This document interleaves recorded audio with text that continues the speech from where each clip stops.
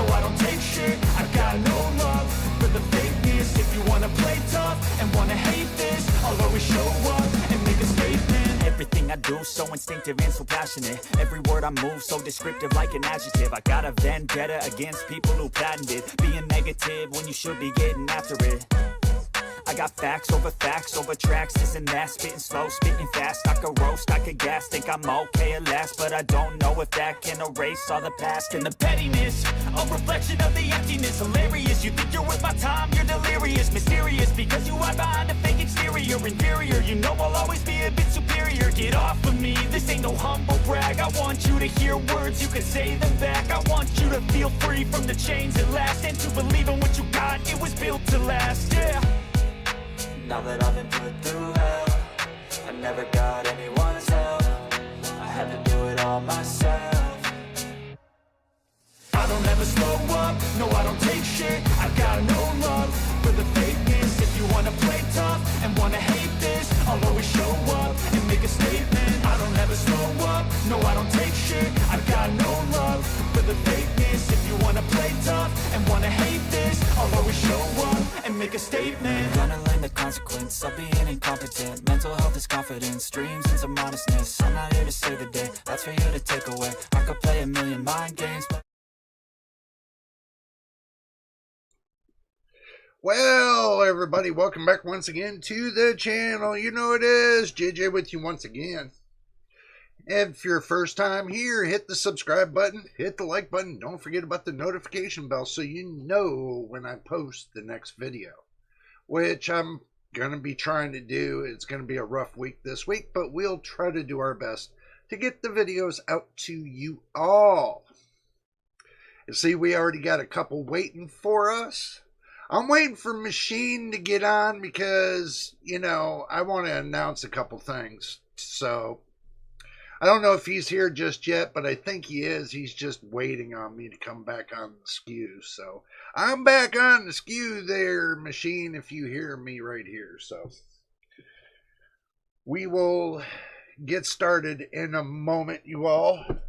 And I just want to say, I got my Starbucks cold brew. Look at this. I got the cold brew ready.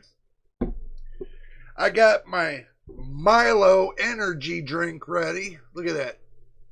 Look at that. Ackee berry. And I got me 2 tubs of water, and I got my big tub in the back, so I know I'm set for the video. So make sure y'all got your drinks and snacks, because we're going to have a little bit of a powwow today. We got more. Look, I want to tell you guys something. We got more than just to talk about the 9060 non-XT. We have a lot more to talk about.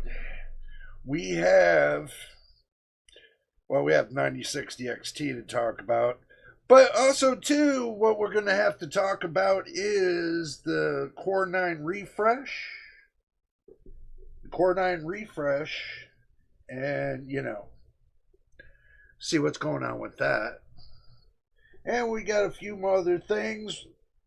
We got another thing I want to talk about as well. I don't know if you guys been listening, but it seems that Google Chrome and Microsoft Edge got a little bit of a burper in their extensions. We're going to be talking about that as well. So we got a lot to talk about. I want to make an announcement. And let me get my notes. I got my notes over here on the side, so you guys have to bear with me on this. I'm going to make an announcement as soon as Machine gets here. So I'm going to save the announcement for him. So you know what? Let's just get into it. Okay, as soon as I see him come on, then I'll make the announcement. So I guess you guys got to wait a little bit longer for the announcement. Oh, you are here. Oh, okay, well then, I'll get started with the announcement then. Now, unless you want me to wait. You want me to wait? That's going to be up to you. I can wait a little bit, let everybody get in here so I can make the announcement. or you just want me to make the announcement now. That's up to you, just let me know what you think. You want me to wait, or what do you want me to do?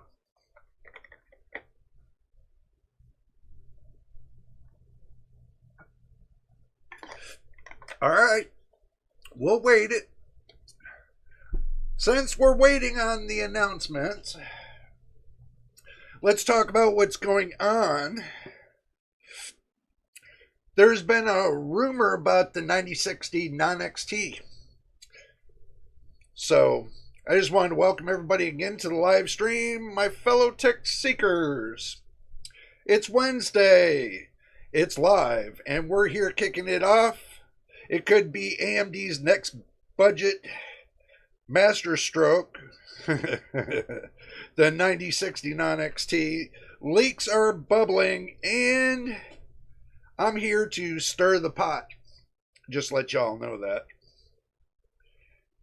This one snuck into Ada 64's patch notes, which that was on videocards.com. And even though it's unofficial, there's a good reason to pay attention. We're looking at RDNA 4 architecture, about 28 compute units, 1,792 streaming processors, and 8 gigabytes of GDR6. It's aiming to make 1080p gaming way more accessible. I know some people don't like 1080p gaming, but guess what? I 1080p game. But also, too, I got DSR to push me to 1440p and 4K if I want to. So, either way I look at it, I got the whole lot. So, what about the price tag? The whispers say, and the whispers are saying, around $249. If that sticks, AMD clearly gunning for NVIDIA's RTX 5050. Lower wattage, same PCIe 5.0 support, and potentially a leaner build for entry-level rigs and creators on the budget. So, a little bit of a breakdown. Fewer compute units, yeah, than its XT sibling, but still packing enough speed to handle modern game comfortably. Plus, RDNA 4 brings AV1 decode and media enhancements, which might give it creative value outside of gaming. It might. So, the 9060 non-XT smart play from AMD, or just making smoke? Are they just making smoke? That's a question. Tonight, we'll be unpacking details, highlights, and what matters for budget builders and gamers, and explore how this rumor card fits into the bigger GPU race. So let's get rolling. Does it really fit? Who knows? Is it gonna fit? Probably. Tell me what you guys think. That's going to be the question. Let's see what's going to be cooking here. Machine says an AMD 5050. No, not AMD 5050. AMD 9060 non-XT. If I said AMD 5050, my bad. I'm looking back through my notes to make sure I didn't say it. No, I didn't say AMD 5050. Said RTX 5050. So, let's look through the notes. That answers why, Machine says, that answers why they named the 9060 XT 8 gigabyte and with an XT now. Yeah, well, they're going to have a 9060 non-XT with 8 gigabytes of VRAM. We're just going to wait to see if they're going to do it. You know, AMD's already said that, people are still wanting the 8 gigabyte cards. So why wouldn't they want to put an 8 gigabyte card out? A non-XT 8 gigabyte card. It's just another another avenue for, profit for them. So why wouldn't they do it? That's the thing.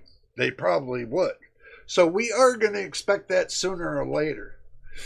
If they give it to reviewers to test out, we don't know. I mean, they don't send me anything. So I can't complain about it because they don't send me anything. I just go by what I hear and the leaks of the benchmarks and stuff like that. We'll see when it comes out, or if I can get my hands on it, either way. So, moving on from the 9060 non-XT, we can talk about it after I get through the whole thing, and we'll follow back up with it, see what you guys think. Alright, so here we go again. Security alert, 18 malicious browser extensions identified. A recent investigation by Koi Security uncovered a widespread malware campaign. Dubbed Red Direction, involving 18 browser extensions on Google Chrome and Microsoft Edge. These extensions appeared legitimate, offering tools like emoji keyboards, weather forecast, VPNs, and video controllers, but secretly hijacked browsers and tracked users' activity. What these extensions did: captured every URL you visited, sent browsing data to attacker control servers, redirected users to phishing sites or fake login pages, maintained persistent backdoors for future exploitation. And let's go through the notable malicious extensions on Chrome. Color Picker, Eyedropper, Gecko Color Pick, Emoji Keyboard Online, copy and paste your emoji, Free Weather Forecast, Unlock Discord VPN Proxy, Dark Theme, Dark Reader, Volume Max, Sound Booster, Unblock TikTok Proxy, Unlock YouTube VPN, and Weather. Now, Microsoft Edge, on the other hand, got Unlock TikTok, Volume Booster, Web Sound Equalizer, Header Value, Flash Player Emulator, YouTube Unblocked, Search GPT, Chat GPT for search, Unlock Discord. Now the question is, what should you do? That's the question. Now here's some of the solutions I come up with. Uninstall any of the extension listed above immediately. Clear browsing data, cookies, cache and history. Run a full malware scan on your system. Monitor accounts for suspicious activity, especially if you visited sensitive sites. Enable 2FA on important accounts for added protection. These extensions were initially cleaned and later updated with malware sometime years after release, making them hard to detect. Even verified badges and high ratings weren't enough to flag them. So, guys, I would look into it very carefully and make sure you get the full details. But that's the details that I got from all these malicious extensions. So I took it very seriously to tell you guys this information today. Okay, let's shift our focus towards Intel. Now, this is going to be a whopper. And in other news from Intel, the company is undergoing one of the largest workforce reductions ever, with up to 11,000 factory jobs being cut start July 15, 2025. This move is a part of sweeping restructuring plan under the CEO Liputan, whatever that is. I just wrote it like that. Aimed at streamlining operations, refocusing on high margins areas like AI, cloud infrastructure, and advanced chip design. I always get twisted. Intel is also shutting down its automotive chip division, outsourcing major marketing functions to Accenture, signaling a sharp pivot away from legacy projects. The layoffs span multiple regions, including California and Oregon, and affect roles from engineers to senior managers. While painful this reset is, Intel bet on long-term survival in a fiercely competitive semiconductor landscape. Between the Core 9 refresh and strategic cuts, Intel is clearly laying the groundwork for a leaner, AI-driven future. What are your thoughts on that? Let me know. Put it right here in the chat. Or if you don't get to the live chat, then if you're watching this video on the replay, then leave your comment on the video as well. Let's see. Most likely it will be a quiet launch. Yeah, I do agree, Machine. That could be. Okay, so let's go back a little bit and see what the refresh is on the sneaky star of 2025, Intel Core 9. So, a stealthily upgrade that could surprise people in late 2025. On the surface, it's not a flashy generational leap. It's like Nova Lake will be under the... It's kind of like Nova Lake under the hood. There are some serious refinements. First, Intel is using the Lion Cove and Skymont core architecture, so no drastic changes there.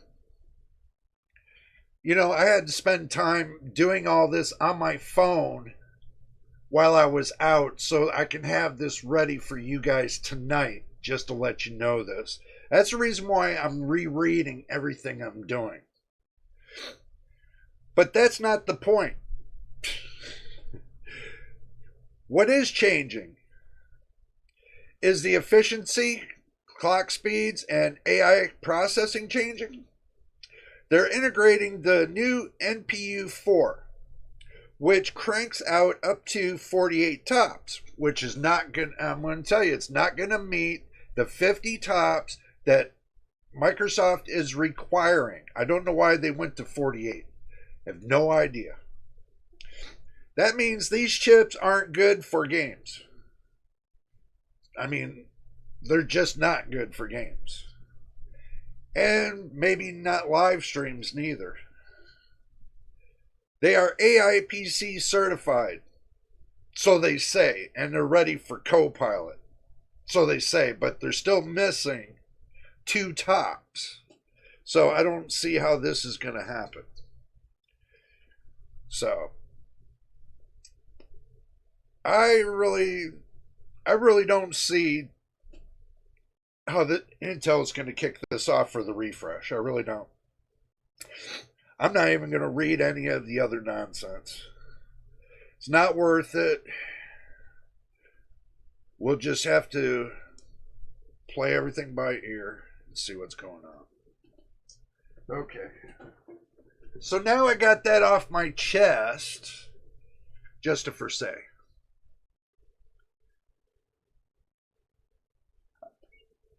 Alrighty. I'm kind of moving things around, guys.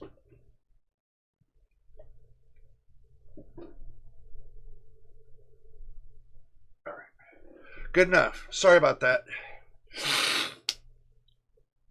All right, so we got that off of my chest. People are talking about the 50-50 having the same amount of everything that the 3050 has, but it just has a little bit more VRAM and stuff like that. There's just so much news going on this past couple weeks. There's just so much news.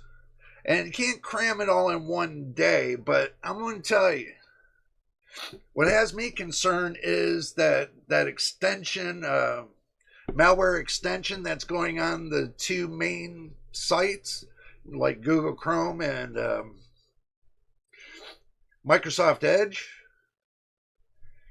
You know, that's kind of got me a little in a tail twist. So, y'all just tell me what you think. I mean, I just want to know what you're thinking at this point. I'm going to take a drink while you guys are thinking about what you're thinking about. Because, I don't know. I mean, it looks like Intel's not going to be putting out, like everybody says, oh, Intel's going to be putting out 52-core CPU processor and this and that. It doesn't look like it's happening.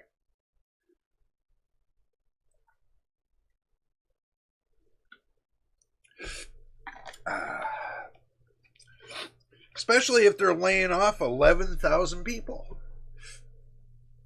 And they're tightening it all up.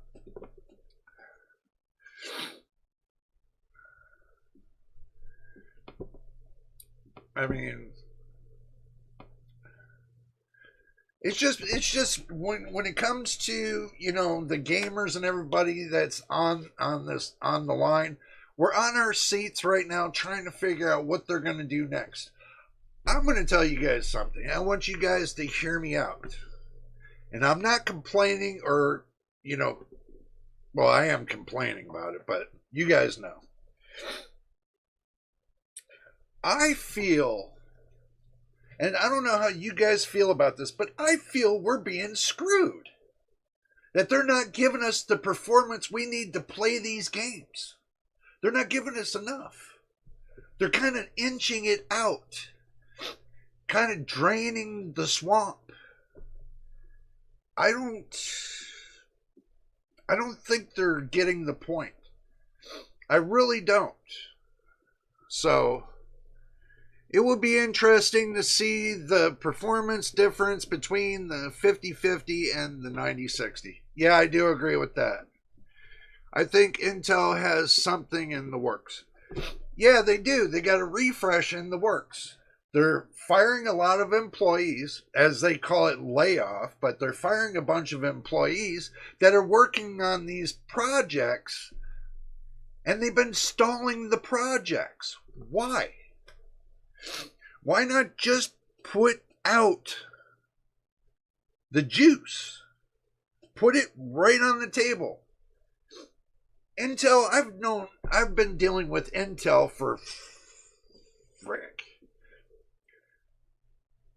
close to 37, almost 40 years. What the hell? Put the pedal to the metal, man. Put out a new motherboard. Put out a hell of a chip that's at a decent price. And put out a motherboard that's going to just take and just roast any GPU you put on it.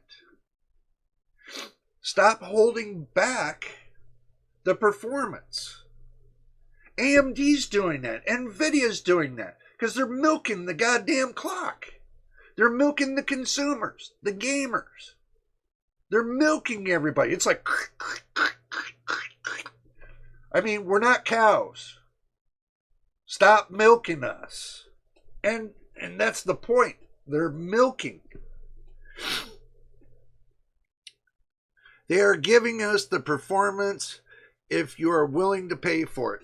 That's the problem.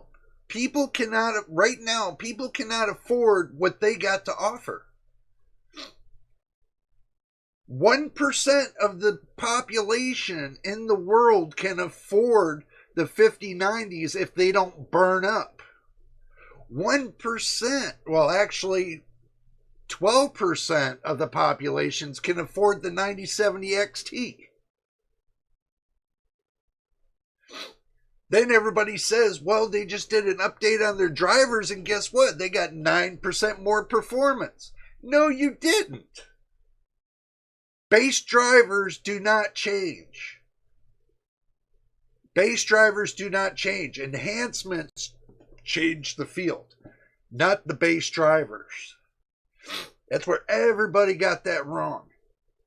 It's the update that Windows did that gave the 9% performance boost.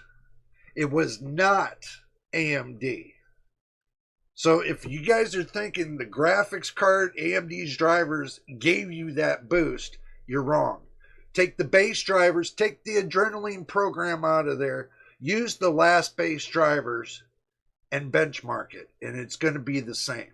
And then take and upgrade the base drivers without putting the adrenaline program in there, and you'll see it's the same. Nothing's changed.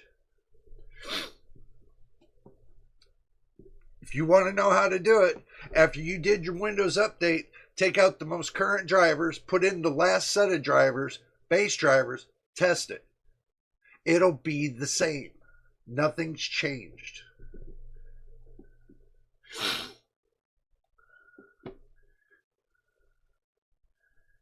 They're more worried about the business sector. Yeah, I do agree. And yeah, it's the same. I mean, I'm gonna kick it right out there to you guys. Okay, nothing's changed with the base drivers. If there's something that would change with the base drivers, then it would have changed on my graphics card, or even my integrated graphics would have changed. We'll talk about the graphics card in a moment to do a little bit of a finale about that, but we'll talk about it. But even with NVIDIA, people don't understand. The only enhancements you get is if they put it in there for the game. That's enhancements for the game. Not base drivers. Base drivers stay base drivers. Your enhancements attached to the base drivers. That's why they call it enhancements. So take the enhancements away. Guess what you got? Base drivers.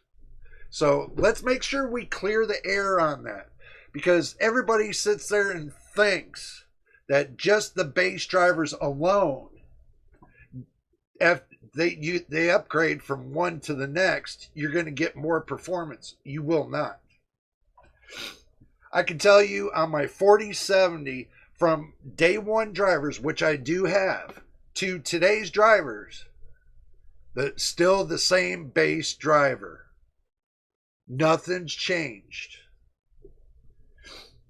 And I put in every driver update for my 4070 ever since I first purchased it.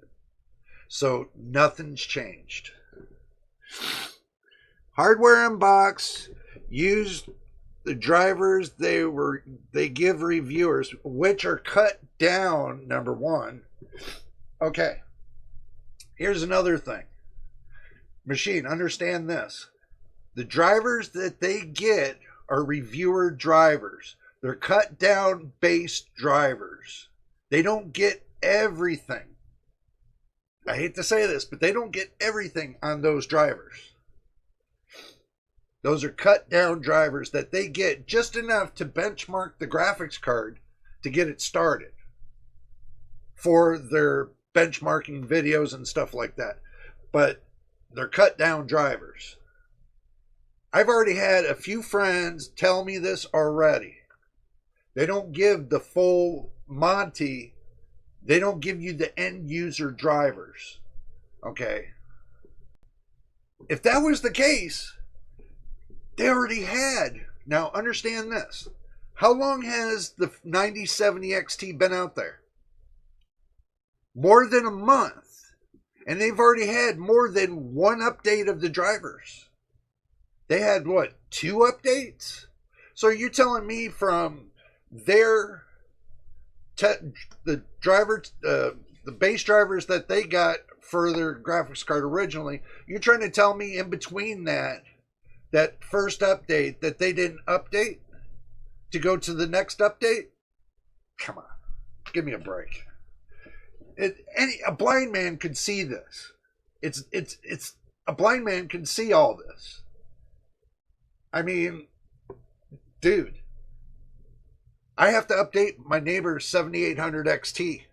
I know when the driver updates come in because they post it to my email.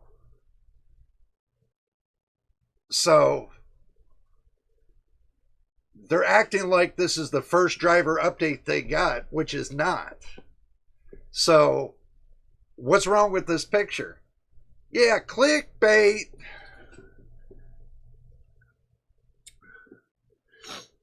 Not the ones at launch, so reviewers and doing reviewer things for clicks. Misinformation. Bro, I know what you mean. I know what you mean. Look, I told you guys, when I test it, when I test something, I show you everything. When I test a graphics card, I show you everything. Just like the one I got on my system right now. I showed you guys everything. Nothing. I hide nothing. When I benchmark the game, you guys see it. Plain and simple. I just don't show you little benchmarks. That proves nothing to the community that I've done the job. That proves nothing to the community that I've done the job. I show you guys I've done the job. I don't need to show you a benchmark when I can show you the final product. Right then and there. Final product, final product, final product. I don't need to hide anything. Well, you know, my eyes are so bad to look at a little bar graph, to squint my eyes in front of the TV, that I got to use a magnifying glass to see what the numbers of the benchmark from others? Give me a break.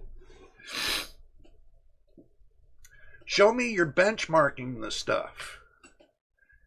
Show me a video that you went from A to Z benchmarking. When I benchmark something, I benchmark it in front of you guys. Even in my square space that's down in the corner. You're watching me on the screen, benchmarking this stuff. I have nothing to hide. Yeah, I don't benchmark 1,000 games. Don't need to. Just take your best games that are out there, take one of your best games, benchmark with it, and let's see the results.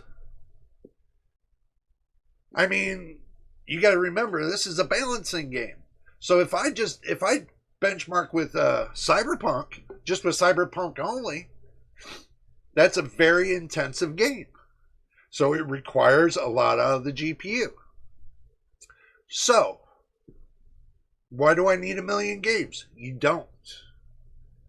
You just need to know what the final numbers are on the graphics card. You can run many different tests all at one time. Many different tests. Sorry, my nose is like running today. But you guys want to know the answer to the equation. You want to know what it does on low settings, medium settings, high settings, and ultra settings.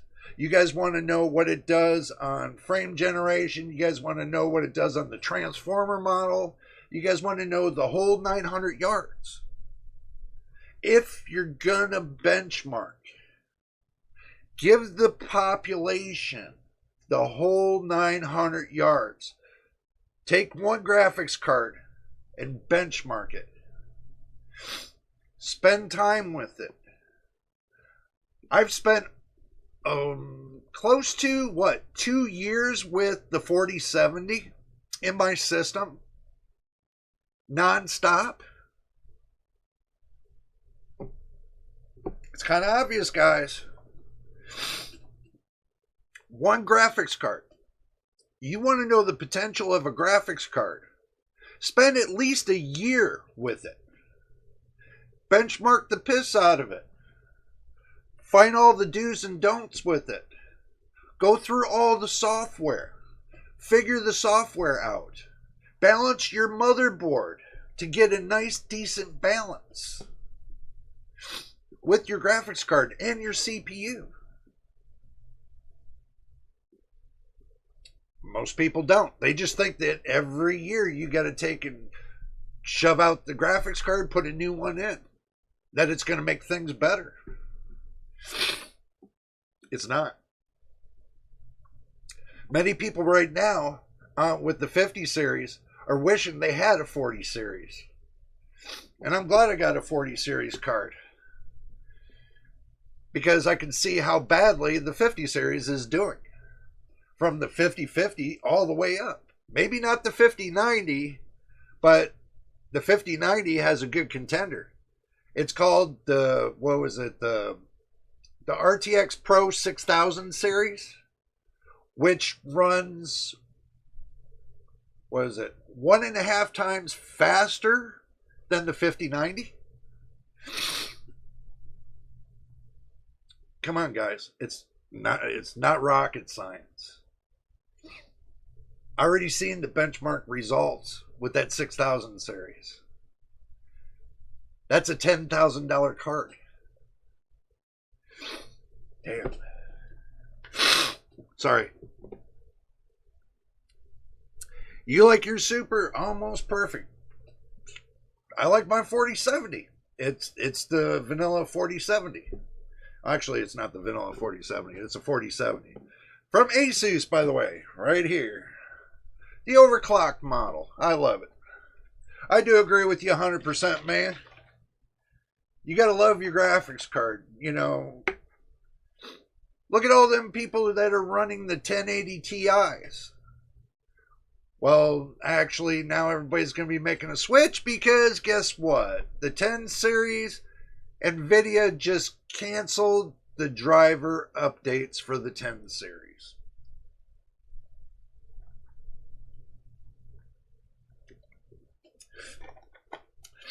They were supposed to do that back in last September, but I guess they kept it going for a little while.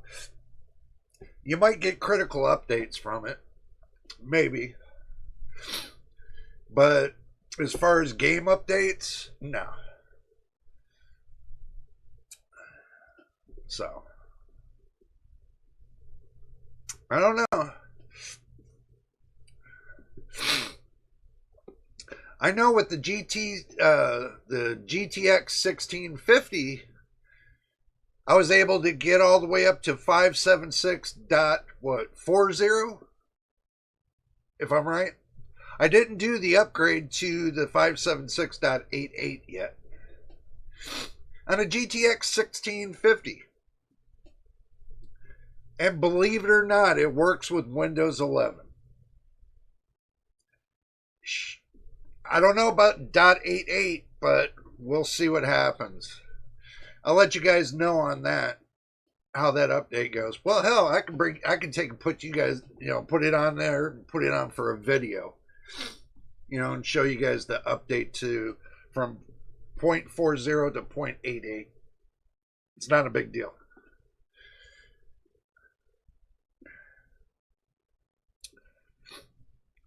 I don't know. You guys tell me what you're thinking. Tell me what's cooking. We done got some views up on this live stream. But we are here. We are cooking it. Oh my God, my nose. Sorry, guys. It's driving me crazy.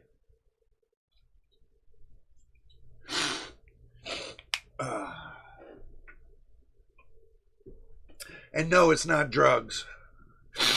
I just have bad sinuses. Sorry about that. So you guys get to witness that. I usually do that before I get started on live stream. So you guys don't hear me doing this all the time. Yes, roast me on it, whatever. Okay. Now, Machine, are you ready, my friend? Are you ready for me to do this announcement or not? Because we are getting close to almost halftime on the live stream. Let me know what you think, because I got to do this announcement. Okay, well, guess what? Machine agrees. We can do this announcement. This announcement's coming from Mr. Machine himself, one of my loyal subscribers, and I do appreciate him for all that he's done for the channel. But today, he's told me earlier about what was going to happen, but I just received today a note, a thank you note for everything. Hope this helps a little, from Machine and his better half.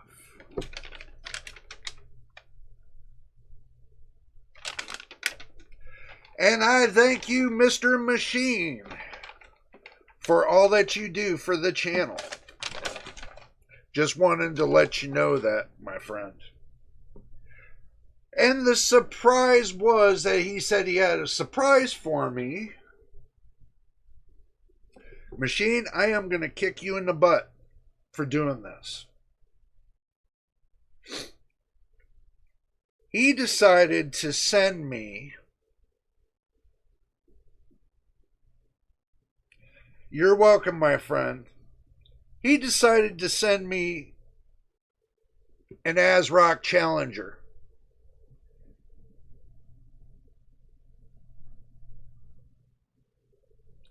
He sent me a 7600 ASRock Challenger. Bro, you and me are going to have a talk after this video on Discord. Seriously. That's not what we talked about. But I do thank you. We will test it very carefully, for sure. And also, he sent me a Hewlett-Packard 5500 graphics card.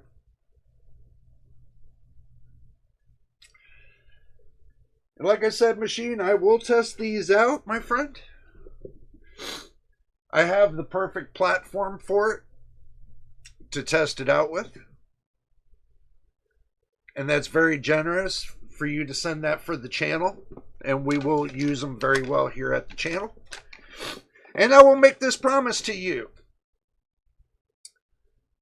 And if you ever want them back in return, I will be more than happy to send them back to you. That will be up to you. So.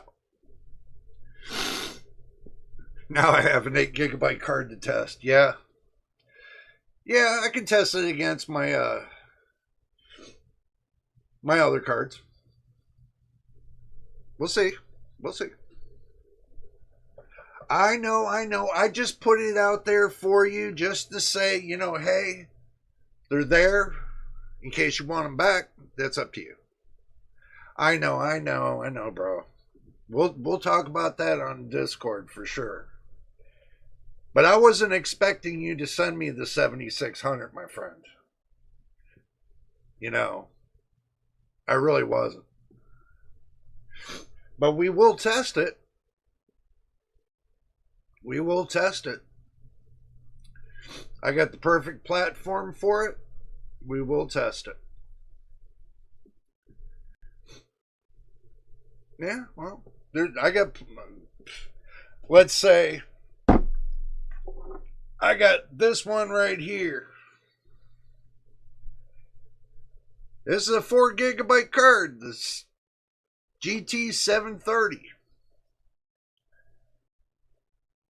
The one thing I hate about this card is it came out of China and they screwed up the fan controls. So now I got to take the fan clip, you know, the power for the fan, and I got to hook it to the motherboard. So I have to get an extension for this to hook it to the motherboard. So this way I can control the fan on the speed. Ay, ay, ay, ay, ay. That's the only thing that's wrong with that GT730 is the fan control. Everything else works on it. Hey Dakota, good to see you, my friend. Good to see you. Welcome back to the live stream, of course.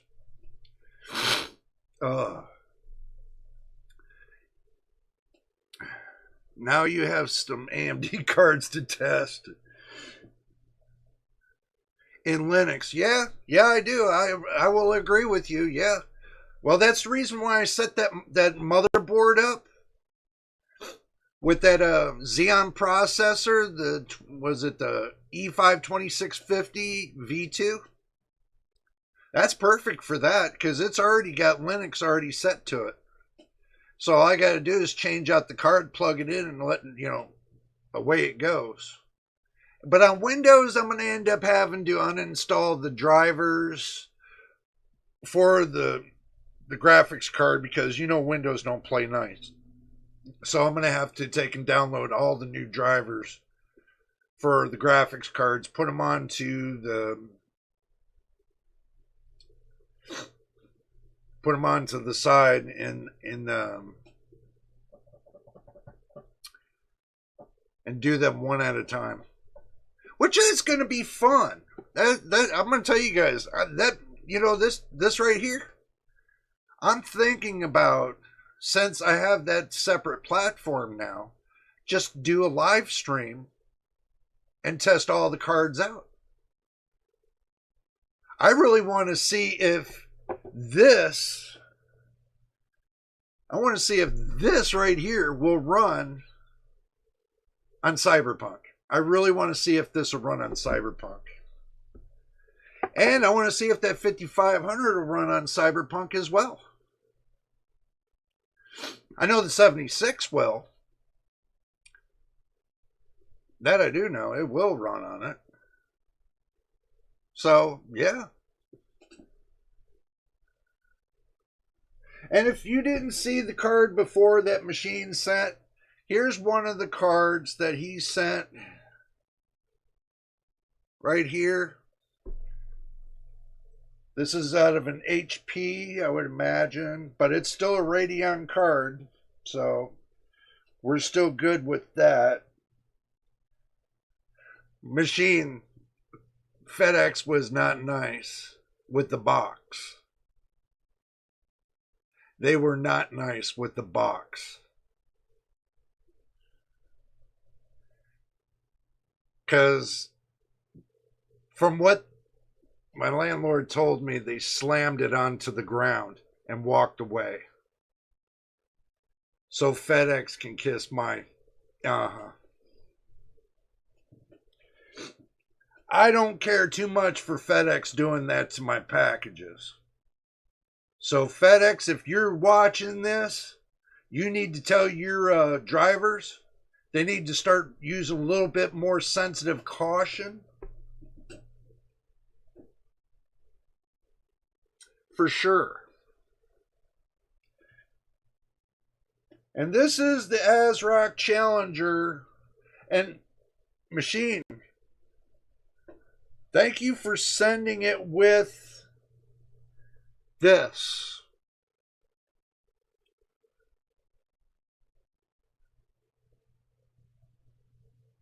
I'm glad you did.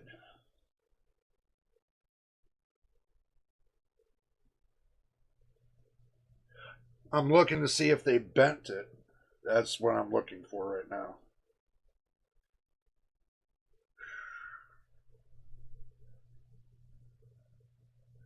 Well, the reason why is because the plastic piece is kind of a little chipped a little bit, so thank God they didn't break the PCIe connections. But I do like the card, believe it or not. Looking at the back of it, look at that. That's not too bad. Then you got the front of it that says ASRock. Not too bad. Little peekaboo.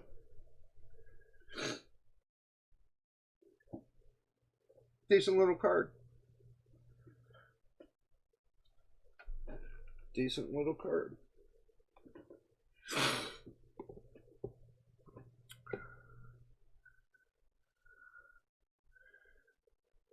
Oh, that was in the padded bag? Yeah, I seen that, bro. But they were, like I said, they were rough with the box.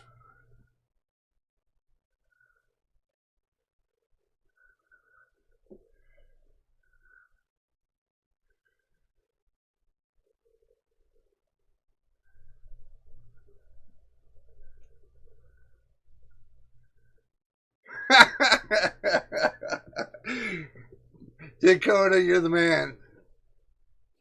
Just like Machine, you both are, I mean, you both have been so generous to the channel. I mean, guys, seriously. You guys done a lot. And I do thank you for that. But we are going to grow. We are going to, I want to get us over 800 subscribers now. Look, the subscribers we have for this channel, I do thank you guys, every one of you that subscribe to this channel. We do thank you because it helps us grow. And the more subscribers we get, the more we can grow. We've already hit the first milestone. Now we're trying to hit the second milestone because we're almost at 4,000 watch hours. So I want to get at least a couple hundred more subscribers so we can hit the next milestone. That doesn't mean that I'm going to decide to put ads on the video, because if you haven't seen any of my videos yet, you ain't going to see no ads on the video, because I'm kind of taking a different direction than YouTube wants me to take. I know everybody's saying that's, you know, I mean, the ads on a video don't really cut it, period. People are not making money on the ads. YouTube cuts very little for the ads, so I can't really see putting ads on my videos, really. Yeah, I'm trying to get past 800. I'm trying to get to 1,000.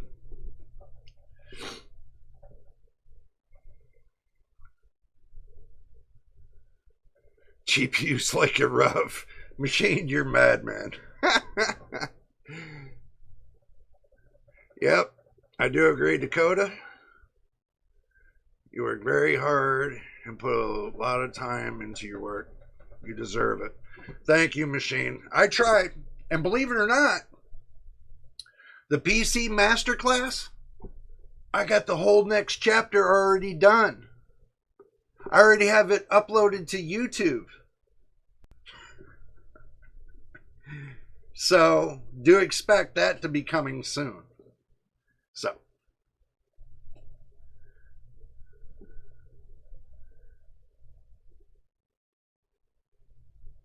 Dakota, got a question for you. What's the asterisk for?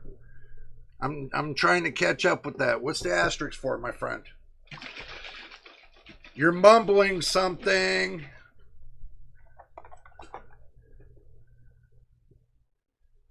Oh, you will, machine. They're there. They're there for you to watch anytime you want. You know. And if you guys are wondering what I'm talking about, I'm going to talk about the PC Masterclass that I've been building on the membership channel. And if you want to become a member, it's not expensive. Just hit the join button. We got different sliding scales. You know, you got the low income scale, the mid income scale, and the high income scale. So basically, per month, you got, you know, it's affordable. So for Let me put it to you this way.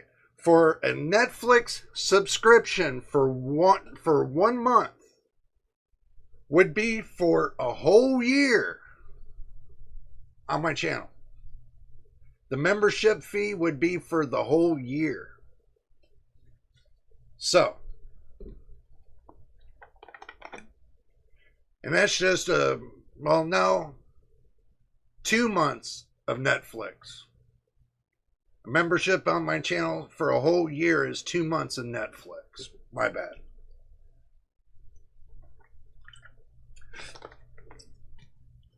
So, that's cheap.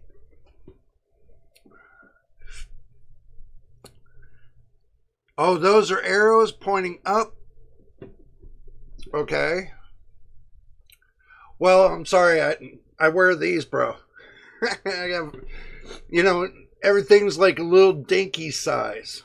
So, it's a way of saying I was agreeing with what Machine said. Oh, okay. It's all good. It's all good. It is all good. So, guys, what are you thinking? The 9060 non-XT? Is that going to be a keeper with 8 gigabytes of VRAM? Or is it something that you're going to pass on by? Probably, because I'm going to tell you from what I am hearing on pricing. Let me see. Let me pull up me chart. Let me pull up me chart. Let's see.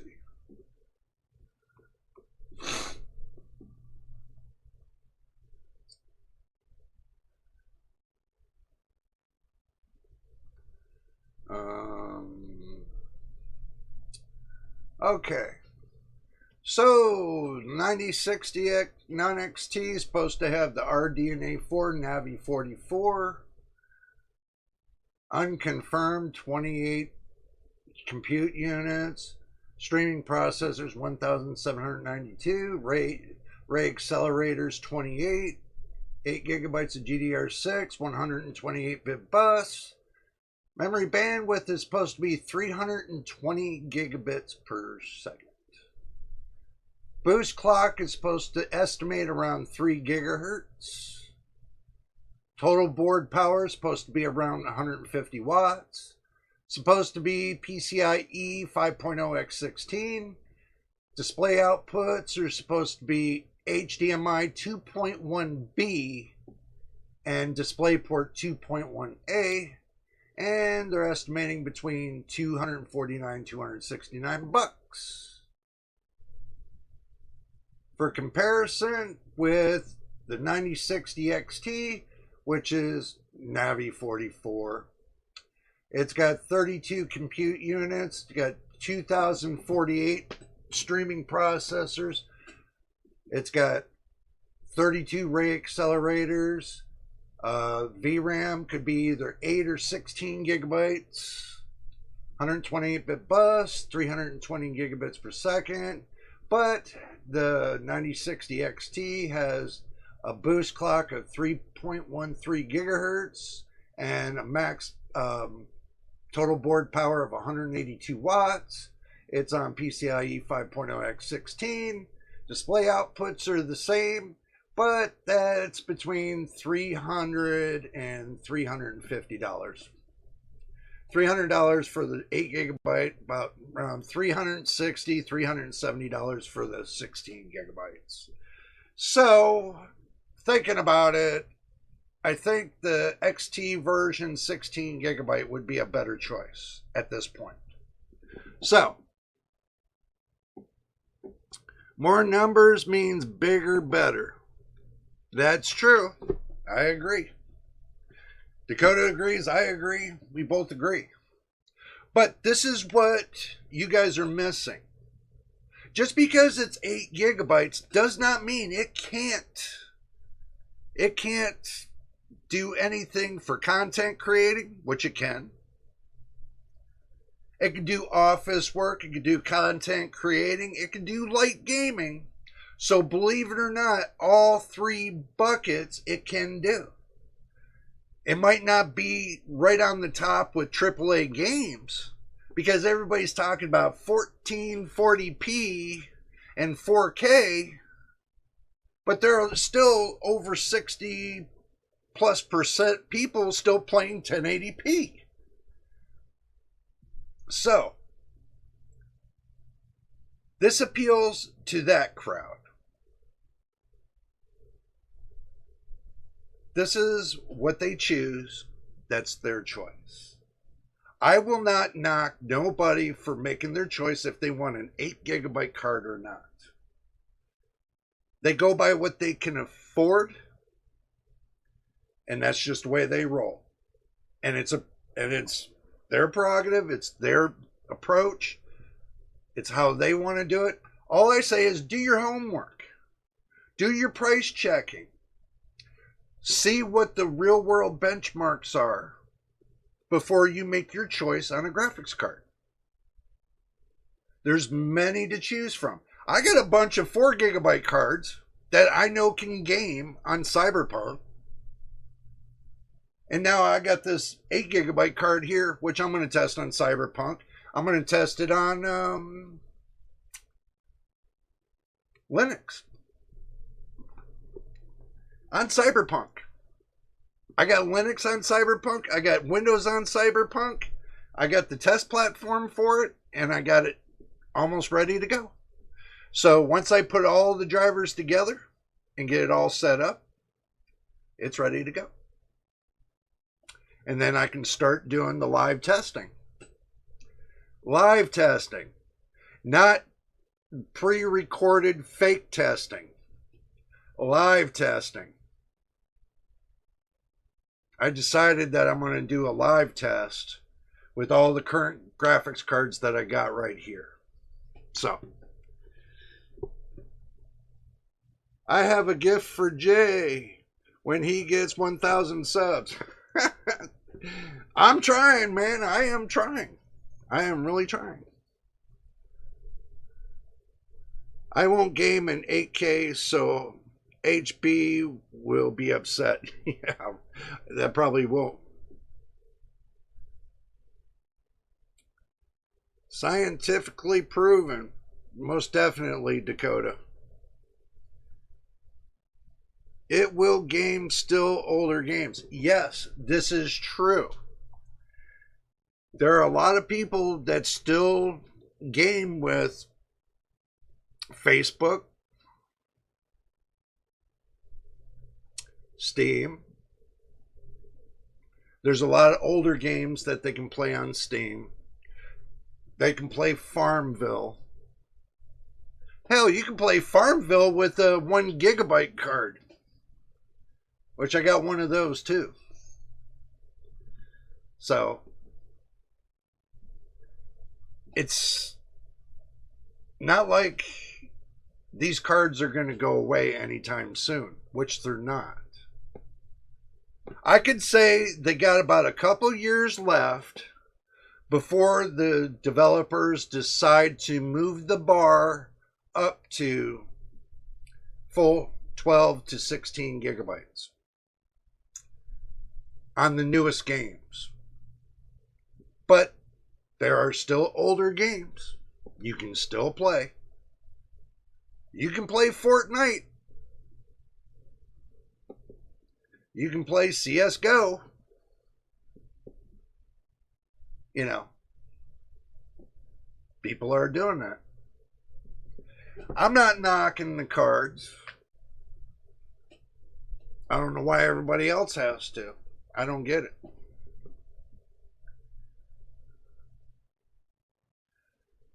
It will be a surprise. Machine, you and your surprises, man. That's surprising me for real. But listen, guys. Don't knock. Let me close this really quick and minimize that. Don't knock the 8 GB cards.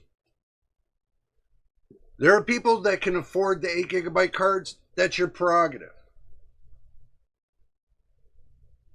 There are people that don't want to buy the 8 gigabyte cards. That's your prerogative.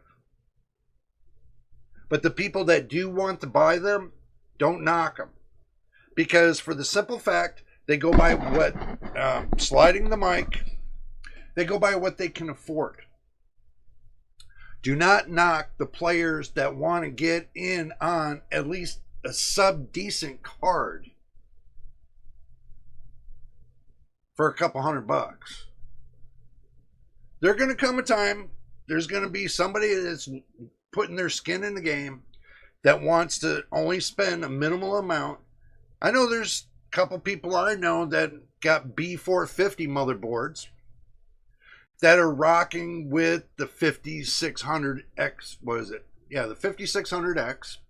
And they got 32 gigabytes of DDR4, 3600, CL18, and they're rocking with a 4 gigabyte card.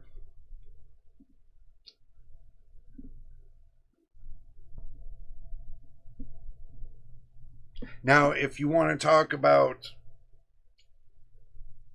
what's going on right now, you should be talking to the people that are on the 4 gigabyte cards. Try to slide them up to 8 gigabytes.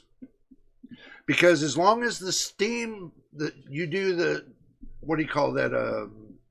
On Steam, you got people who are using, what cards they're using on there. I guess a report or something. My mind goes blank after a while. But they got Steam reports out there that people are still flying with 4 gigabyte graphics cards. And there's quite a few. So why are these other reviewers knocking the door of the 8 gigabyte cards? You're not going to get up to 8K graphics. It's going to be freaking impossible at this point in time. There's no graphics card out there that's going to actually fully support 8K graphics. Not even the 5090, not even the 6000 series is going to support it. It might get you there a little bit, but I can tell you, not with every game's not going to support it. They're still supporting on 4K. So, if that's everybody's idea of pushing everybody off of 1080p to go up to 1440p, it's not going to work. There's too many people on 1080p. There's even still too many people on Windows 10 that have not upgraded to Windows 11. After the fact of Microsoft saying that if you start an account with them, they will automatically give you free updates. Something about that. As long as you got a Microsoft account, you'll be able to get free updates on Windows 10 from what they're saying.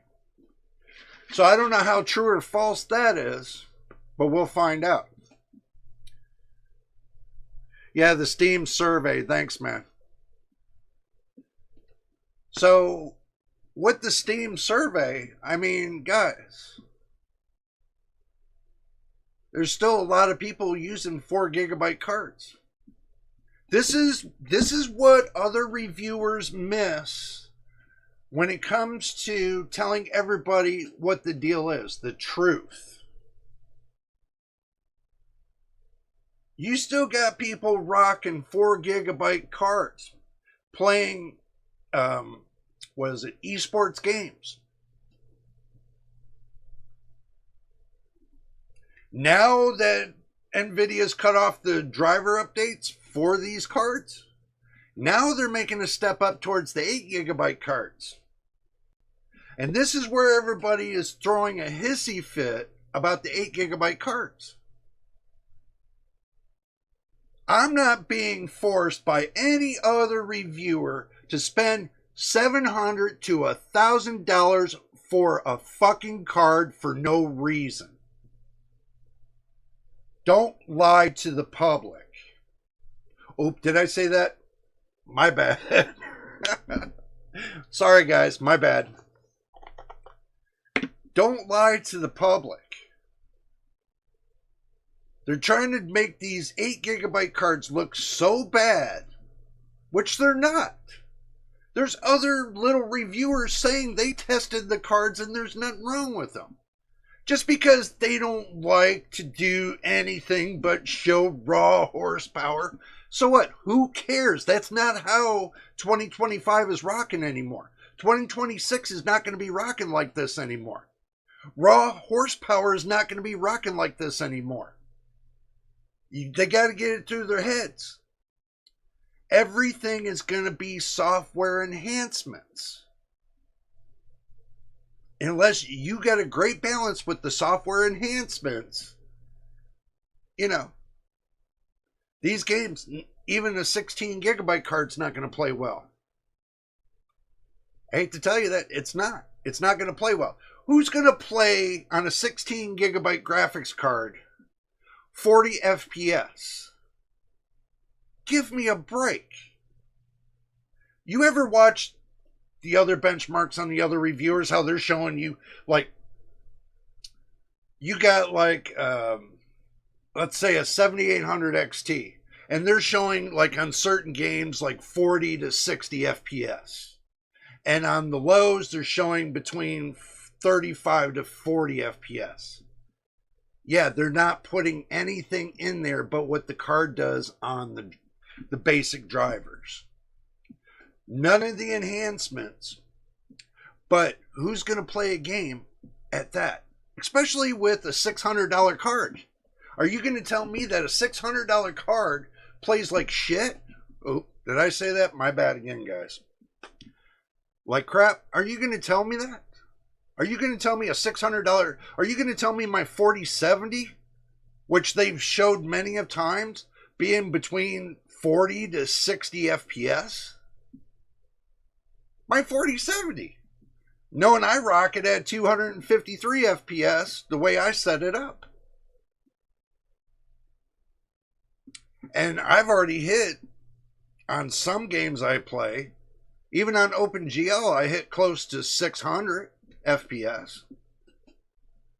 So they can keep their numbers, which are all bogus, which they're not telling you guys the whole deal. They're not telling you the whole deal. They're showing you one side of the field, but they're not showing you the other side of the field. They're not telling you what the card actually can do stressed out. They're showing the card running at stock level. Who in the hell is going to show a graphics card at stock level? That's not testing the card. You want to run it at stock level and tell the public this is what you're going to get at stock. That's basically what they're telling everybody. I'm not going to tell you guys that. I'm going to use all the software. I'm going to use it to its full capacity. When I benchmark, it can be without the software and it can be with the software. Overall, at the end of the day, if you balance it out, it runs great. Don't be fooled by this stock level crap that they throw out there. Everybody's being fooled because of that.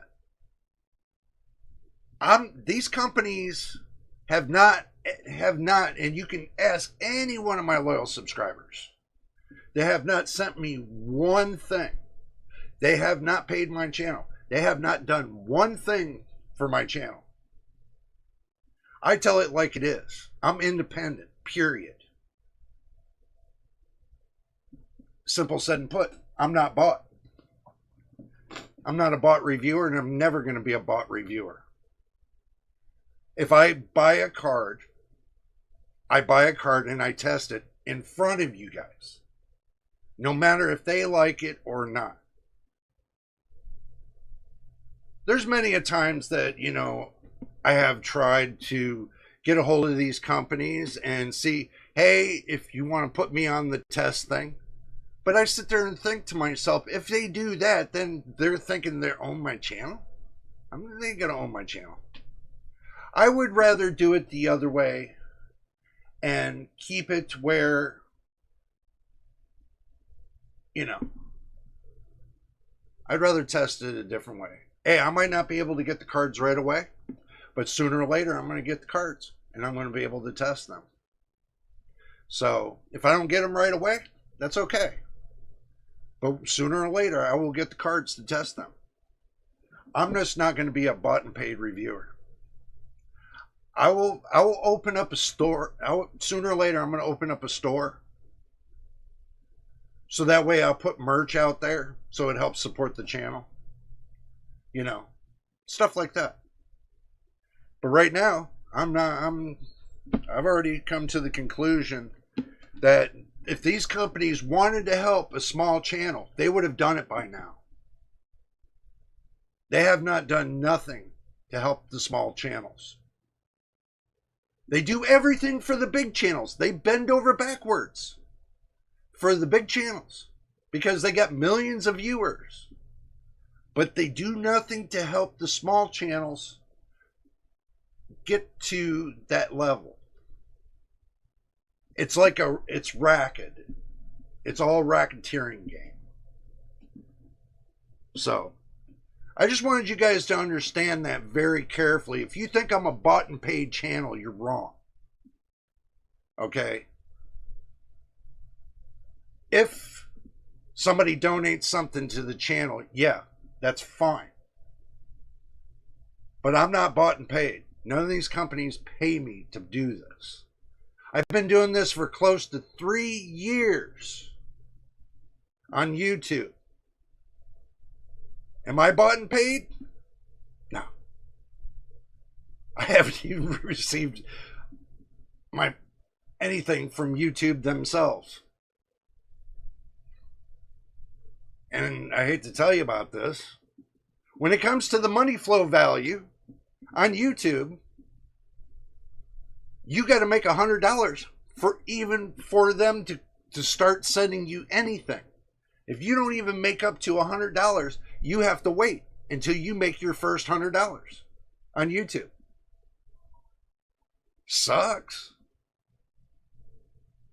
But yeah, they take their cut, and by the time they're done with their cut, you're not going to reach that $100. Not for at least 2 to 3 months.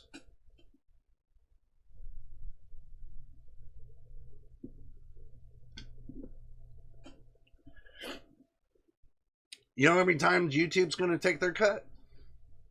Every month. You think I'm going to get up past $100? No. Not for at least 6 months. That's how much YouTube screws you. So don't think that YouTube's a paycheck. It's not. And that's why I'd come to the conclusion I'm not doing ads on my videos until they learn how to pay the creators. But they don't learn that. The bigger channels are costing them money now, so maybe things will change. Maybe they will, maybe they won't, machine. I can tell you this, I'm not trying to cost anybody money. Okay? YouTube asked me and said, hey, we want to make room. You need to take some of your older videos off. I'll be like, okay.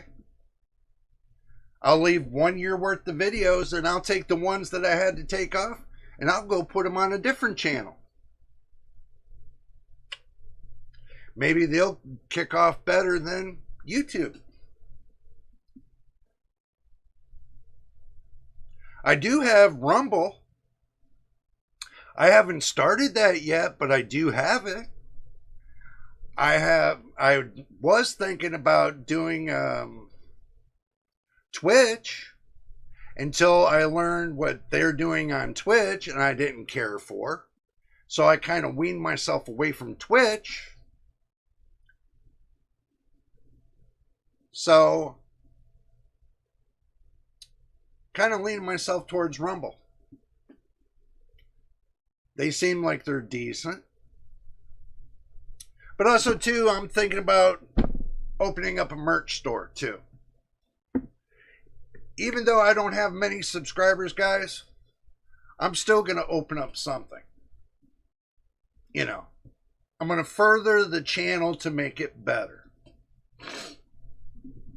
So if I can get out some hats and some shirts, you know, help to get more equipment for the channel, then that'll be something I work towards. I have an idea how I'm going to do it. I really don't want to deal with affiliates like Amazon and all them. I really don't want to deal with affiliate links. The only link I want to have on there, on my videos, are to my merch store, and that's it. I think that would be easier for everybody instead of having a cluster of crap on the description panel for the videos. I mean, people want to help support the channel. I have Patreon, which I leave the link up there for you guys right here. I'm getting better at pointing at it. So I have a link for my Patreon if you guys want to help there. And yes, Patreon did move everything up to $9 a month. I have no idea why.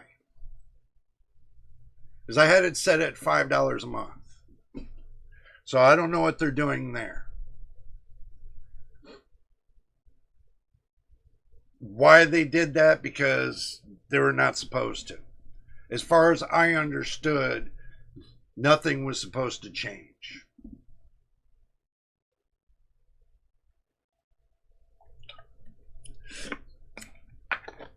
I am telling you guys everything from A to Z. I'm letting you guys know everything that's going on from A to Z.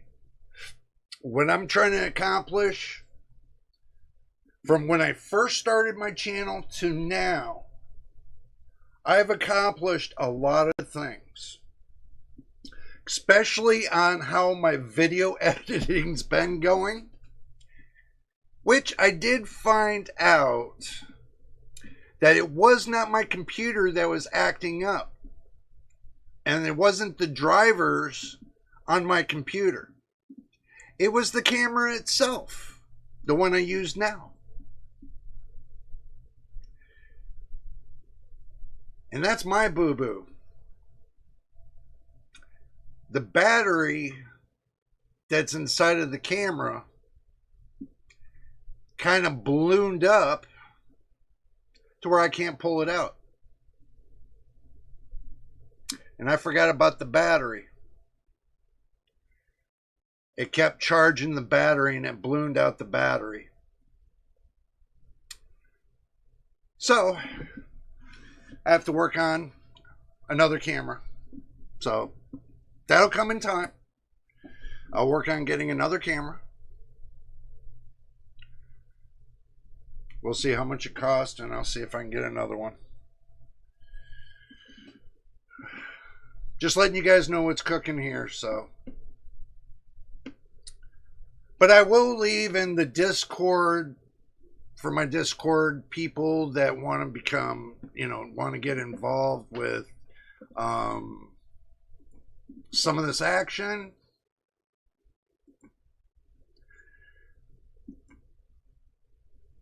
I'm going to leave a link to the Discord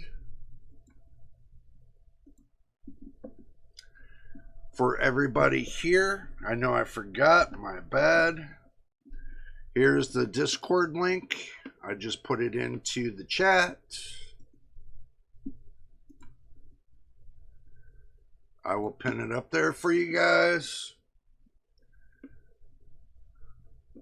I pinned the message so that way if you want to join in on the Discord and become a Discord member, part of the family, it doesn't cost anything to become a Discord member. I'm going to leave that open for all. even the members, the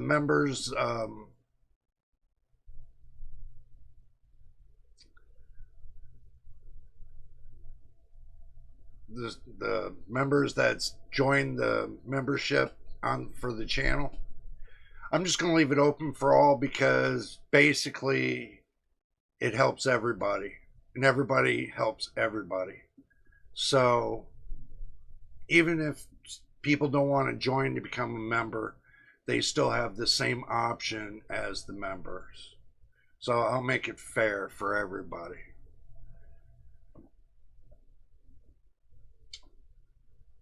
I don't know. I'm just trying to touch base with you guys on this.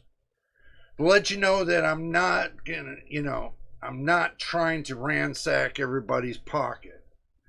I'm trying to do this as fair as possible. And also too, I'm trying to build the channel at the same time. These are some of the things I wanted to talk to you guys about anyway. You're probably saying, well, Jay, you need to do it on your own. Well, if I had $1 million, I sure in hell would have already gotten all the equipment I needed. I would have gotten me a studio set up and got everything cooking, but I don't have 1 million subscribers neither.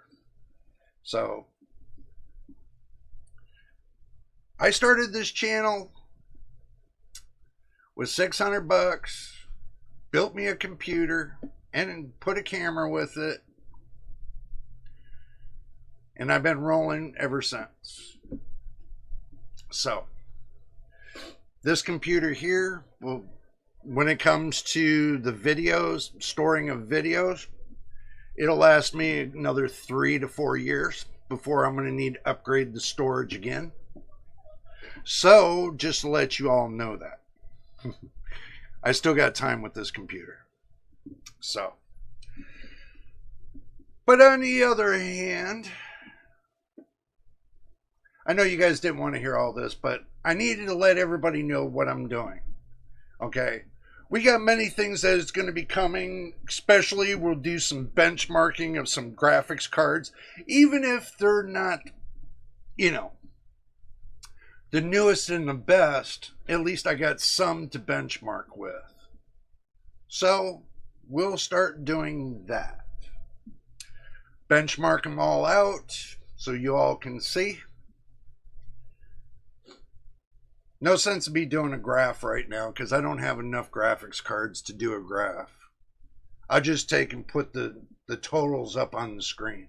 When I'm benchmarking, you'll see the totals and we'll go from there. So, simple said and done.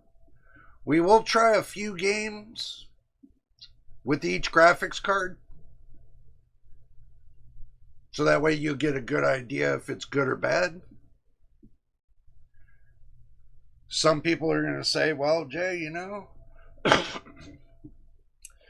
4 gigabyte cards might not be a bad thing after all. They might not be. I can tell you that you can get a 5700 XT. It'll work. I can tell you can get for $400 you can get a 6800 XT. It'll work. That's 16 gigabytes of VRAM for $400. Stuff like that. Hello, DV. Good to see ya. Taco Bell. J-O Queso. Taco Bell. I got you, man. I got you.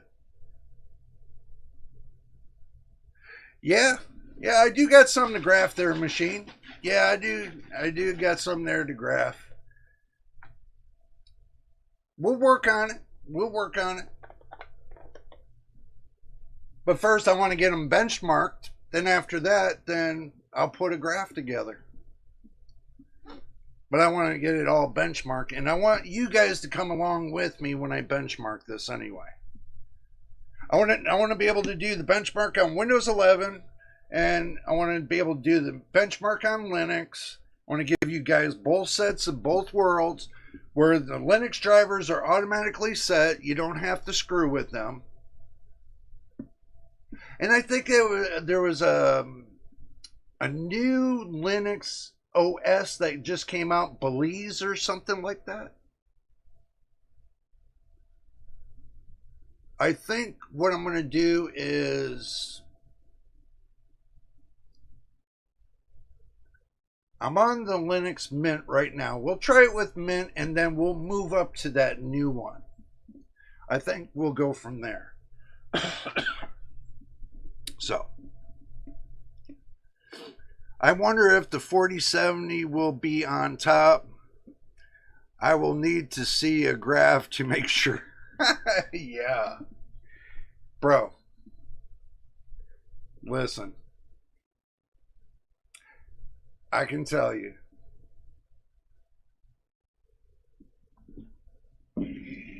From two separate motherboards.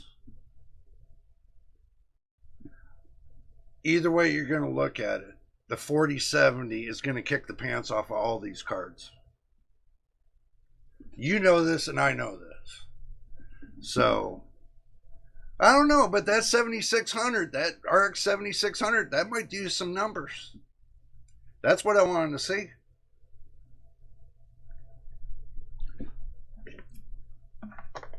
And you know I'll tune it just right. And the way I tune it, it will work. So, see, that's the thing.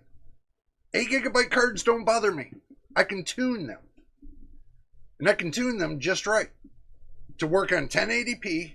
And believe it or not, I might be able to get it to do 1440p. You never know. Even in Linux. Yep. You'll be surprised when you take the pressure off going from a heavy complex operating system to a lightweight operating system, how much pressure you take away from the graphics card. And believe it or not, a lot of people are saying that, you know, using AMD on Linux, you don't need anything else than that. But I do want to try that new operating system too. So I'm gonna have to figure that out. Some tells me I'm going to end up having to go and purchase another solid state drive, M.2 NVMe SSD. Something tells me I'm going to have to for some reason. So, well, hello, Mr. DV. God bless you back, my friend.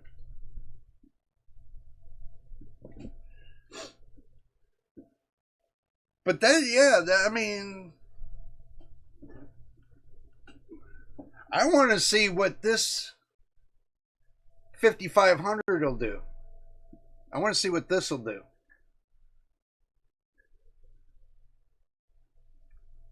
You know, I'm checking the fan, though.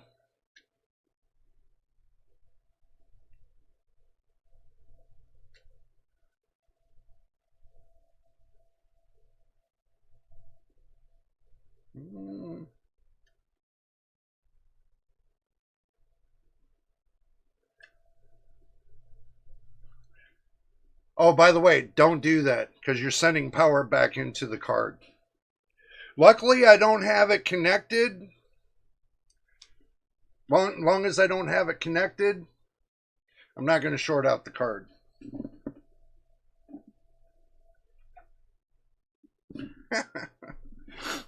I don't want to blow capacitors neither, so.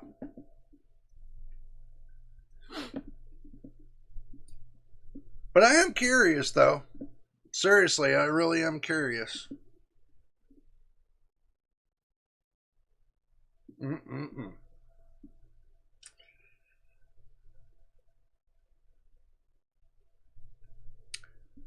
Guys, when I do another live stream to test these cards out, I'm not going to do it on this one, but I'm going to do it on a different one. We'll try to set up a time so you guys can all be here. And we'll try to test out all these cards. And what we'll do is we'll take a notepad, all the numbers, and then we'll have to build a graph, which, you know, this is the thing. Microsoft is a boob. They're a bunch of boobs. One, you have to have your account, and you got to be able to go on to your account in order to use Office, Microsoft Office. So everybody says, well, in previous operating systems, that was included with the previous operating system, Microsoft Office. So they took it away. They stuck it on their email service, which converted that into, you know, their hot link to their universal cloud. And the only way you can use that is on the cloud. I'm not doing that. I will go a different route. And I will use Open Office and do it that way. So, I know it sounds like I'm babbling, but right now I'm not babbling, but I'm just planning through what I'm going to be doing for the next time we do this live stream. You guys can jump in at any time and say what you think, you know, say if it's a good idea, bad idea, or whatever kind of idea, you know, it's up to you, you know. I'm just giving you my ideas of what I want to do. And I know I'm going to have a few comments, probably from reviewers, that are going to be butthurt, because I called them out on Front Street for their crap that they've been pulling with NVIDIA about the 8 gigabyte card, but I don't see them calling AMD out on Front Street. Oh, maybe because AMD cut them a break on the drivers and getting the drivers to them so they can do their graphics card on time when they benchmark. Yeah.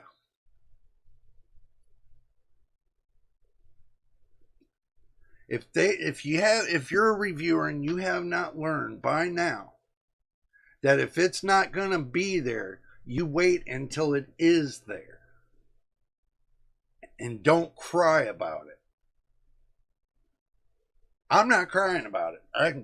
I'm not crying about it at all. I mean, if I want to find out more about what the new graphics cards are coming out and everything else, I'll jump on Tech Power Up. You know, they're pretty cool about putting their stuff out there. And sure, I'll give them a shout out. I mean, there's other ways. Not all reviewers can afford these extravagant, high-priced graphics cards. We can't. Now, unless you got $1 million. That way you can go out and buy whatever you want.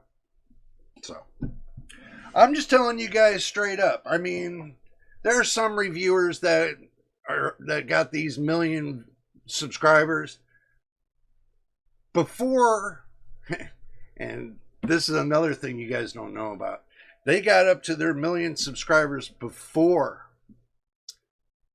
YouTube put the crackdown on the underage subscriptions.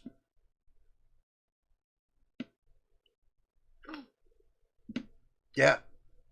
So when they first started, some of their crowd was a younger crowd. So that's where they got most of their subscriptions. Not a lot of people talk about that. I had a friend of mine sit there and say to me, because he's got a channel, but he don't want me to advertise for him. He does his own.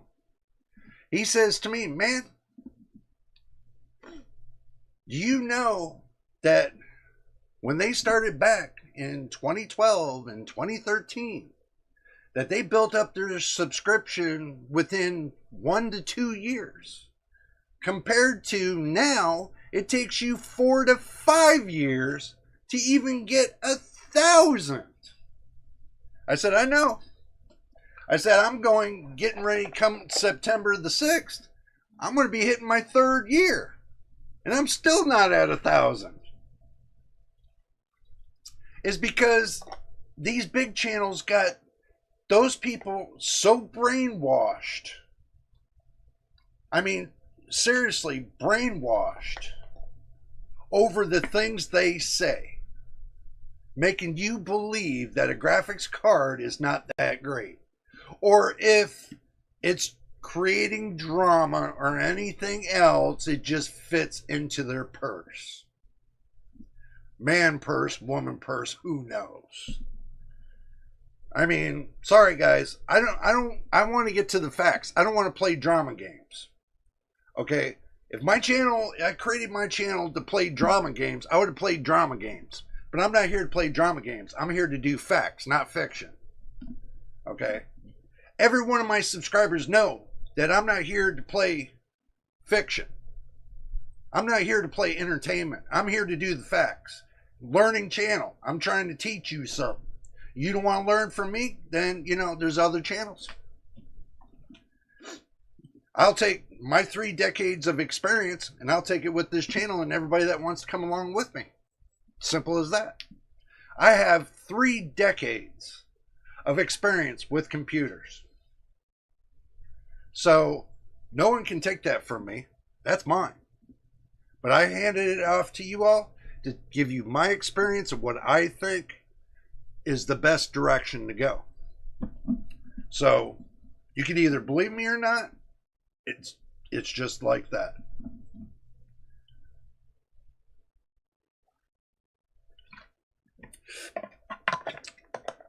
I remember what it's like to be on the internet for the first day. Brand new internet just came alive on the World Wide Web. I was on it the first day. I think that was what, Netscape or something like that? Or some kind of website. Who can remember? It's been that long ago. Dial-up. Ding, ding, ding. Guys, you ever have one of those phones to where you can hear that you do the dial-up, and then you got to put it on the receiver? You ever had one of those? I have. I've had one of those rotary kind of things to get on the World Wide Web. I'll tell you, it was a blessing when they came out with cable. When they first came out with cable, you still had to be connected on dial-up in order to dial into the cable provider saying you're going to be on the internet. I remember that. Total frickin' nightmare. DSL, frickin' nightmare. DSL was a nightmare. Especially when you had to have the phone company come out about once a month, change the fuses that are up on the pole, because you kept blowing the fuses out every month because of the World Wide Web for some reason. I had that happen to me every month. It sucked. Yes, America Online. I do remember it. Hey, Cyborg, good to see you. Good to see you, man. NVIDIA becomes the first company to hit $4 trillion market cap. Yep, true. Assad Lefray, good to see you. Welcome to the channel, by the way. Why buy this when the 9060 XT 8GB exists? Why are people still dealing with 8GB cards anyway? Well, there's many people that deal with 8GB cards. Number one, they deal with it in business. You can deal 4 or 8 gigabytes. You can deal it on the server. You can set yourself up a server and have an 8GB card. And believe it or not, you can still play games on a server. I know I did it already on channel. What was it, last week? I was playing on a server games like Cyberpunk. You can do that, but that was a 4GB card, not an 8GB card. You know, we're going to try the 8GB card and see what happens there.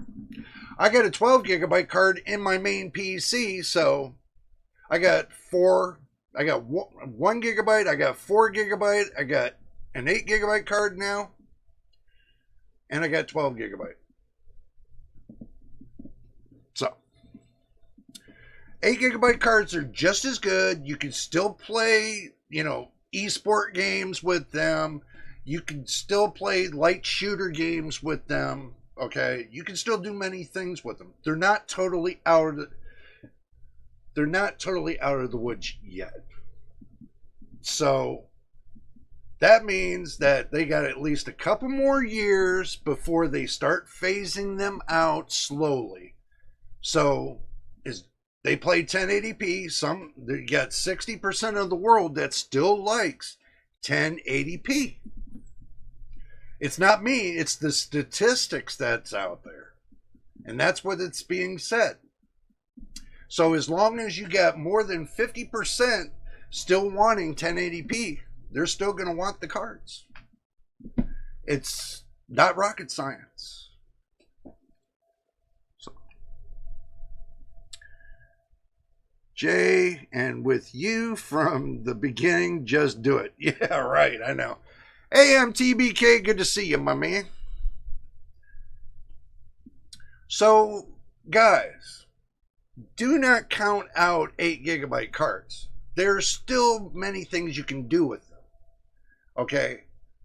And as we go along, I do have one 8GB card here that Machine sent to us. And thank you for Machine for sending it, you know,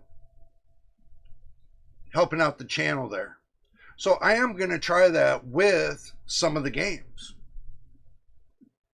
So that way, on an older motherboard, an X79 motherboard, that's running a Xeon processor, that's going to be running a 7600, RX 7600, that's going to play on Steam with 8GB of VRAM.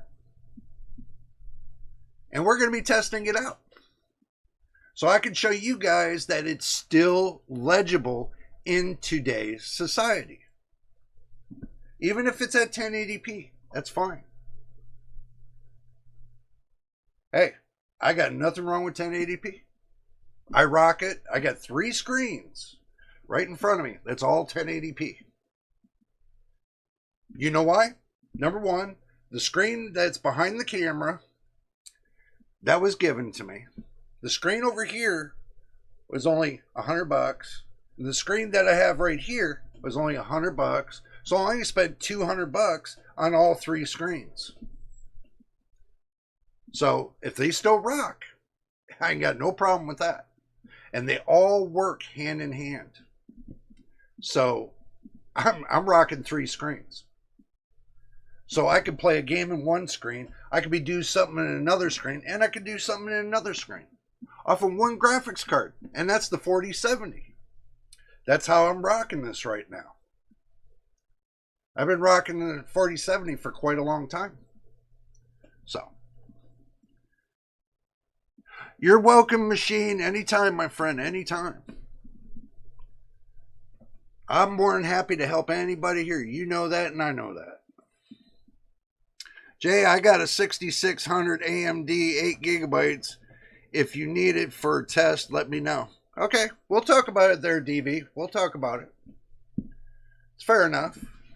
You know. Fair enough. We'll talk about it. So, you know, when it comes down to the end of the day, guys, no matter what card you have, it still will game. It still will game. As if you remember, I think it was last Wednesday when I did the test on that other computer I have here, that without everything, it was still rocking close to 50 FPS off of a GTX 1650. When you turn frame generation on, yeah, it went up to 96 to 100 FPS. So yeah, it did double.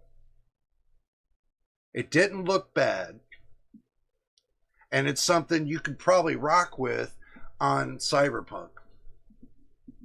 Some spots might have the ups and downs. So you might go in between 70 and 100 FPS. But still, it will game.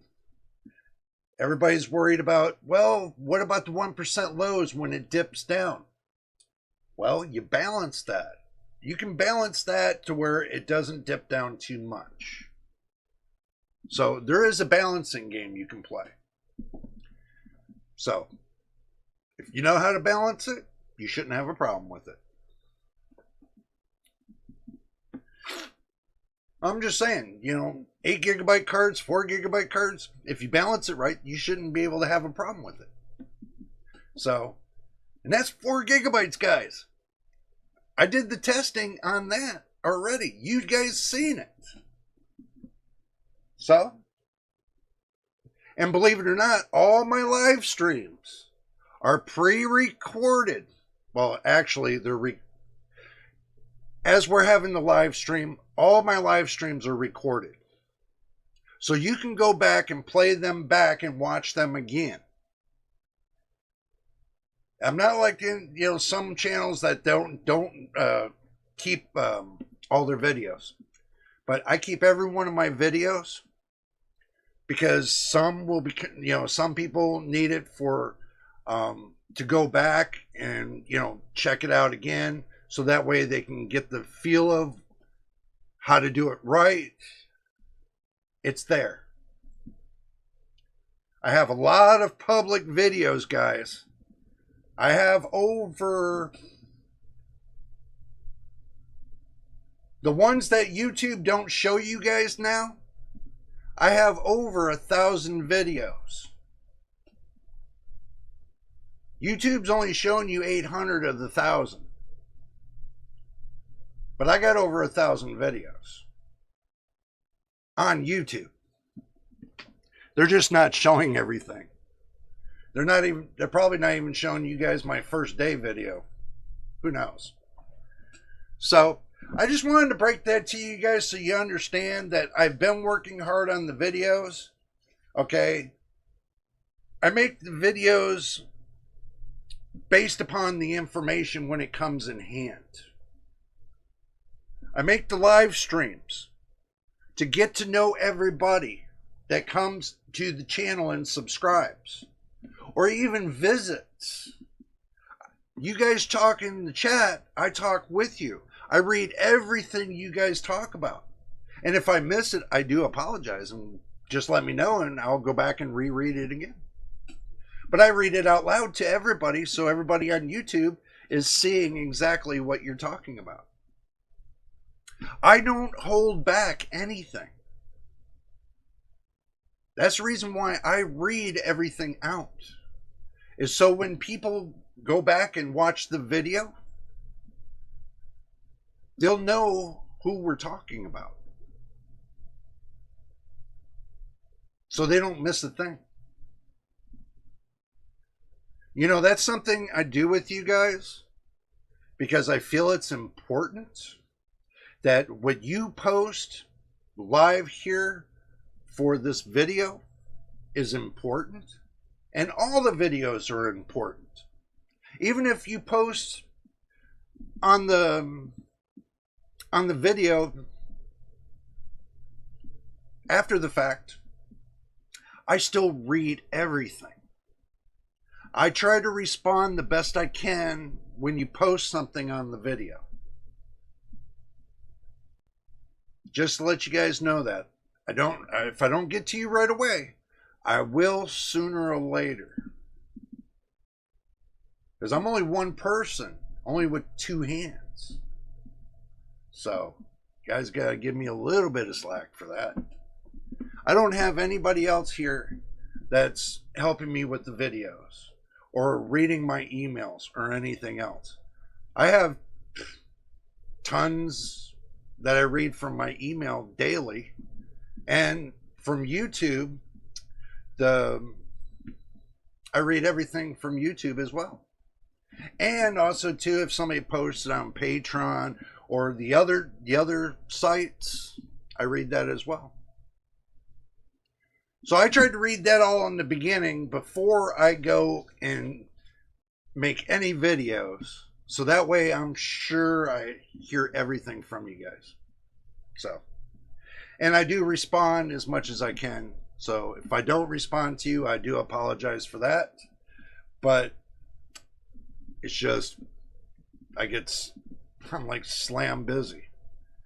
So, but we're trying to make it more efficient so you guys will get more videos and more of the good times. I'm trying to do my best to explain how I'm doing things. But I am one person. I am rocking a lot of things right now. I even had to step away from Instagram. As I got a couple Instagrams, I had to step away from them. I couldn't even get to them. I'm still trying to get to Patreon so I can start doing live commentary on Patreon. I'm still trying to get to there. That's my next goal. That's the reason why I haven't started nothing with Rumble yet. Because I'm focused right down here on this channel of how to take it to that next level. And I'm focused right here, but I'm trying to get it to that next level at the same time, guys. So I hope you understand what I'm trying to do and what I'm trying to accomplish. I want to be able to do, and I'm going to tell you guys straight up, I want to be able to do PC builds for you guys. I want to be able to do full builds for you guys live. I really do. I am trying to work to that goal. I really am. Trying to work to that goal to where I can get PC parts. That's the reason why I'm trying to get everything going at the same time. Is so that way I can get some kind of avenue of some kind of income. So that way I can buy PC parts, I can start doing builds, and take you guys along with me to have some fun, if you know what I mean. So, hopefully you guys understand where I'm coming from with this. You know, I'm trying to explain to you what I want to do. I just don't want to do commentary all the time and you guys get bored of it. I want to be able to do more than that. And it takes time. I know I've been working at it. Rome wasn't built in a day. How about that? Rome was not built in a day. As an example.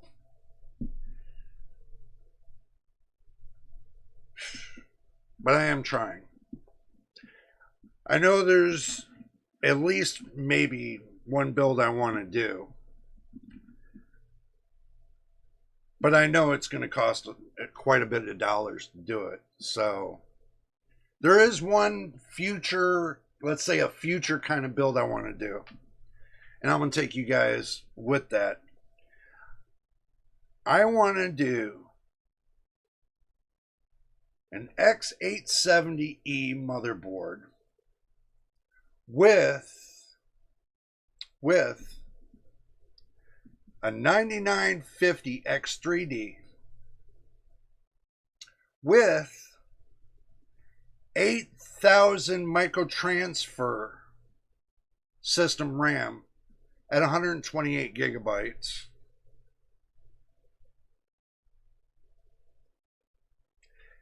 And I want to do a PCIe 5.0 X4 M.2 NVMe SSD, 5.0 X4, and with a 4.0 X4 NVMe SSD.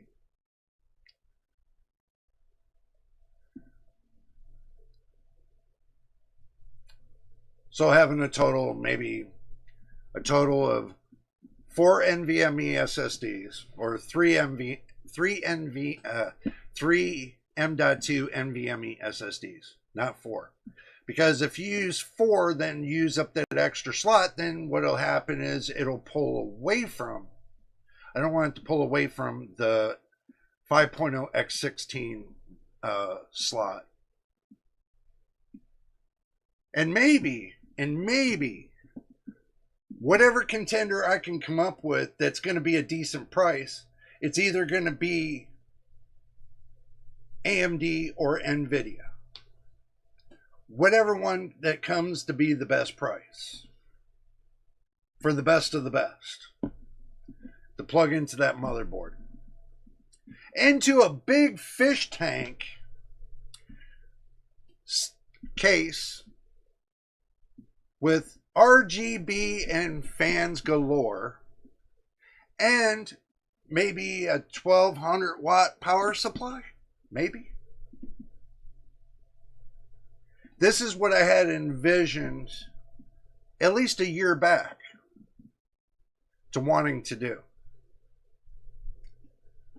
So, and yes, a whole water cooling system by hand.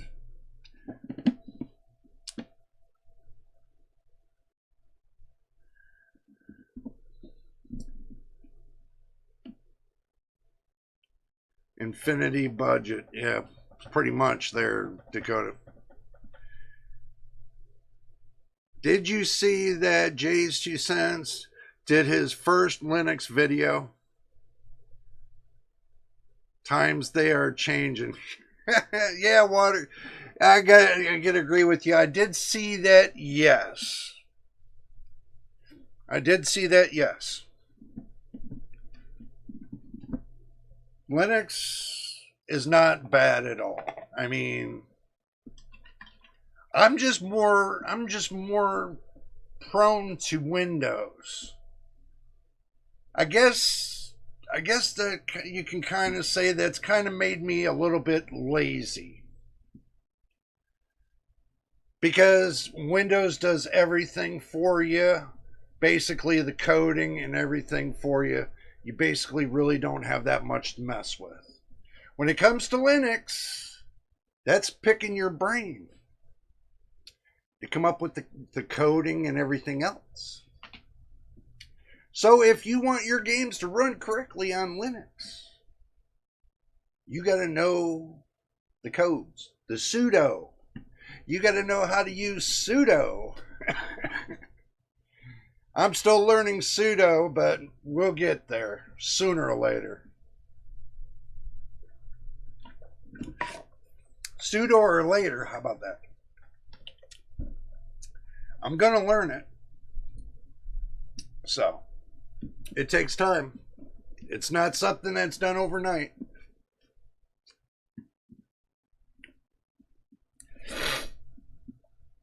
And if you remember, he did that for his back wall, for his computer. He needed Linux for his backdrop to work correctly on his screens.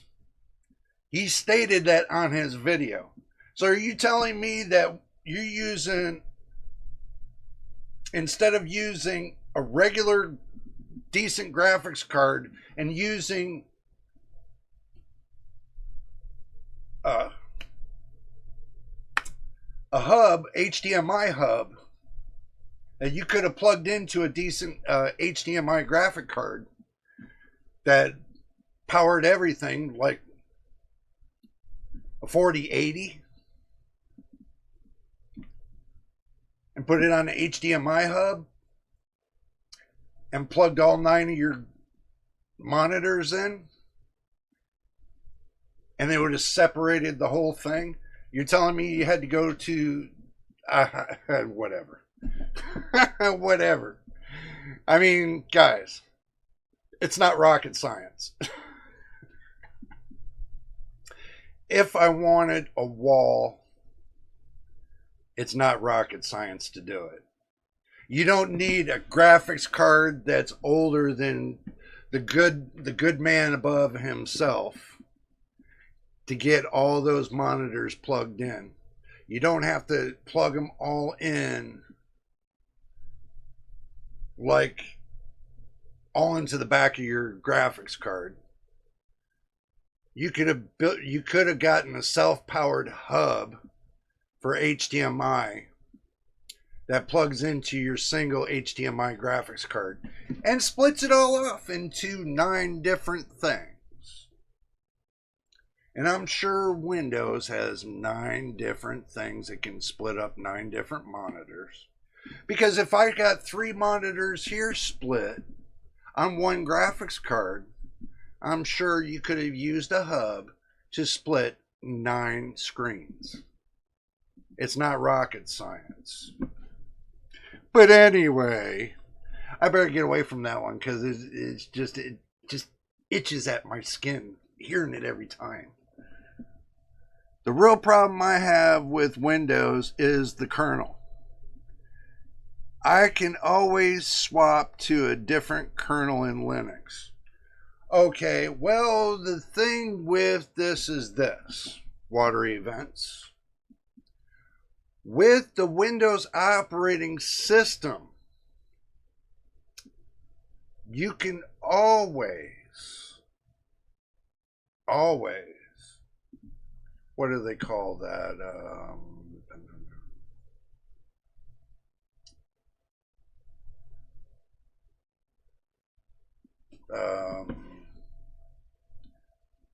Do like a virtual setup.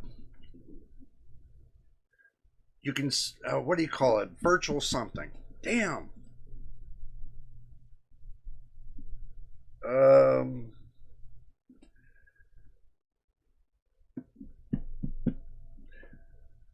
Sorry, my brain is like shot on that point. But you guys know what I mean. You can, oh, okay. I'll say it like this. You can set up a sandbox on Windows, and you can sandbox every one of the distros on Windows anytime you want without having to install Linux. You can install it, but in a sandbox. Virtual machine, yeah, thank you. I don't know, my brain is just, that's happened to me quite a few times lately. So I do apologize not having the right name for you guys. But you guys understood what I meant. So you can sandbox in a virtual machine. So you can do that on Windows. And Windows 11, you can install however you want to install Linux distros. You can install as many as you want, because when it pulls it up, when you first power onto your PC, you can have it set up to where you can have like tons of distros all on one machine. You can even set up a bunch of Linux distros on a regular hard drive. I know that kind of sounds like it's bad, but it's actually not. You can do it that way. I mean, you can do many of things. If you need the space, then get yourself a couple of 8 terabyte hard drives. Get two 8 terabyte M.2 SSDs. Plug them in onto your PC, the motherboard. So this way, you can put as many distros as you want. on one SSD. So you can sample it all day long. That's what I was thinking about doing. That's what I was thinking about doing. I've already did it with that server motherboard. I got one distro from Linux, and I got Windows 11 on that as well. Now I'm running an E5 26, or was it 26? I think it's the 2680 V2 CPU. It's the Xeon processor. Now, don't ask me how I got Windows 11 on that motherboard. It's on there. And it's 24H2. And I'm rocking it with the Xeon processor too. So, you guys tell me, what do you think about that? That makes a good test patient. That'll make a good test patient right here for me testing graphics cards. Because it's doing beyond what it was supposed to do. I'm not running Windows 10. I'm running Windows 11 24H2. And the most updated one on July. All the Windows updates on that is updated to the most recent one. So, I think that's cool. I don't know. You guys tell me. You think that's cool or not? Let me know.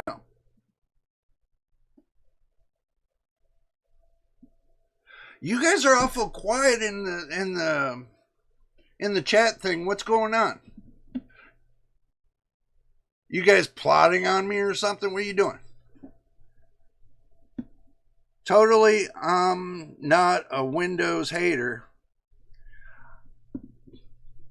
I understand water events. I'm not neither.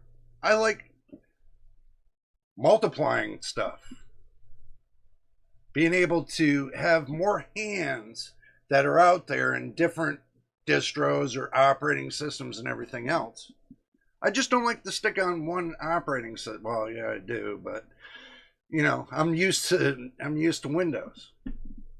But also too, I'm sticking my hands out there for Linux as well.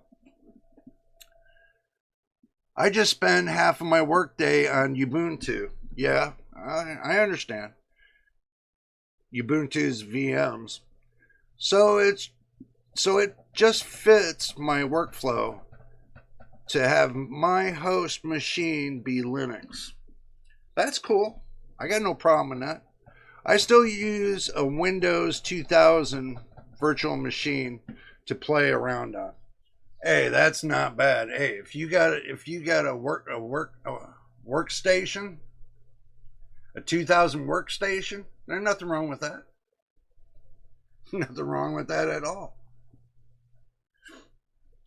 A lot of people there's still some people that do, like what they say, like 6% of the people got workstations still. The 2000 workstations.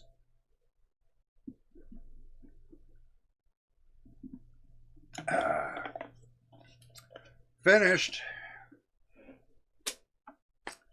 So,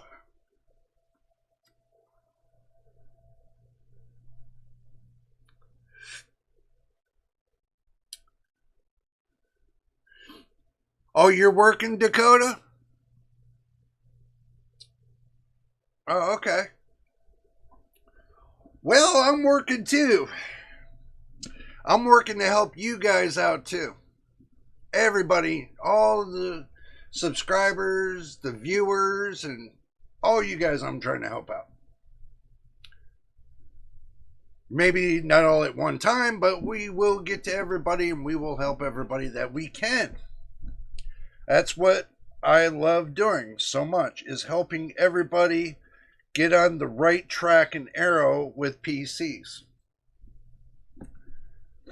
Without having the cost, the technician cost of $100 and some an hour, I understand how that rolls. Especially if you go to Best Buy and you got to spend what, $120 to $125 an hour for somebody just to fix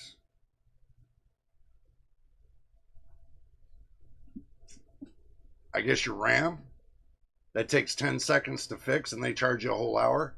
And they say, oh yeah, it cost you about $140 to fix your RAM. That's not including the hardware. I remember that one time. And you know,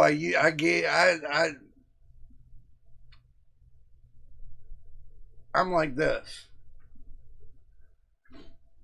I'll take my computer, I'll take my RAM, I'll go back home, I'll go to your competitor, I'll go buy the RAM,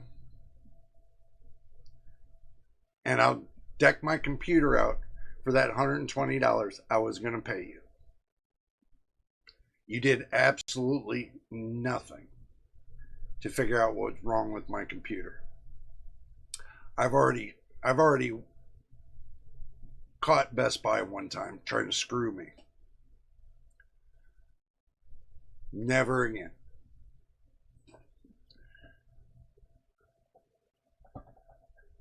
Drinking this tomato juice and learning with Jay. What can be better? Well, if you got your TOJ and you're listening on to what I'm doing, then you're doing good. You're doing good. Hey, there's nothing wrong with that. I'm just BSing with you guys tonight because I've already, in the beginning, if you haven't seen what we're talking about in the beginning, you can always go back to the beginning and watch that first part, because I've put all what we were doing there in the first part. We're just jacking our jaw on the second part. That's all we're doing. You know, we already talked about everything that we needed to talk about on the first part. This is just me chilling with you guys, talking with you, and having fun at the same time. You know what I'm saying? I've already told you guys what I was cooking in the beginning. I already told you what was cooking in the middle. Now we're just chilling in the end and talking about, you know, whatever you guys want to talk about. Simple as that. I don't make my live streams just based upon what I want to do. I kind of make my streams based upon what my subscribers are cooking. In the beginning, I tell you guys what I'm cooking, and in the end, you guys tell me what you're cooking. So either way, we're all cooking something. Am I wrong? Let me know if I'm wrong about this. We're all cooking something. Let me know if I'm wrong. I know you guys are going to say I'm right, man, you know, but we're always cooking something. Always. There's a lot cooking. Even though I've cooked all my life in a restaurant and did computers and I did a lot of things, but I've done it.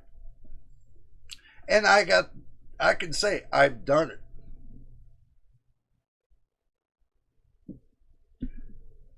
The proof's in the pudding.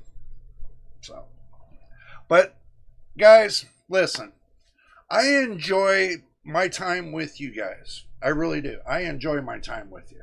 I really have fun. So, what games have you been playing, Jay? Well, I've been playing Control. I've been playing Cyberpunk. I have a few others that I got to re-download because I ran into a small problem with the kernel driver protection. I had to fix that, so I had to pull a bunch of games out. Now I'm going to put a bunch of games back in, so I'm just going to go down the list. You know, who knows? I might put in Fortnite. I have CSGO, you know. I got to put that back in, though. I give Fortnite a try. I tried last time, but my eyes couldn't handle it, guys. You know, I tried, but the flickering it just wasn't clicking with me.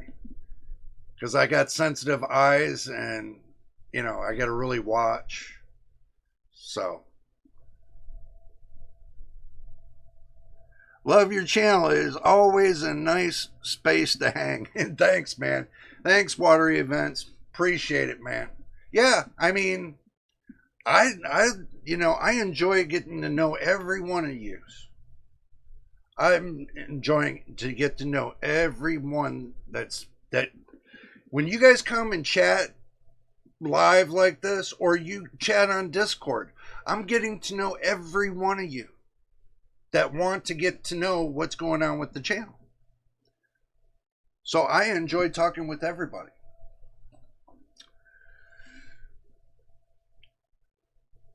I have never played Fortnite, but I definitely play it with you. All right, man. Well, you know, I'm going to have to, you know, see, the thing is this, guys. This anti-cheat thing, that's been an issue with Windows right now. Okay. Knowing I turned on the protection for the kernel protection system because it was screwing with my computer. So I'm trying to get games that don't require the anti-cheat.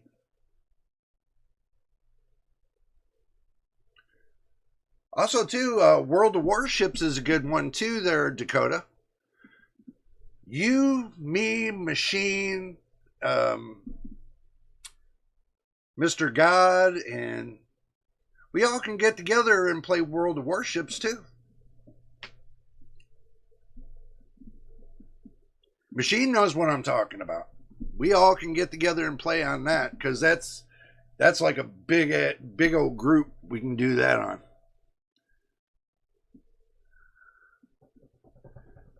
I've been playing the new 7 Days to Die 2.0.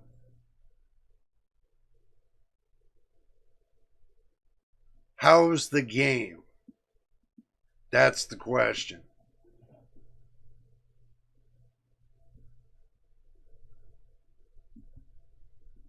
Watery Events, how is that game?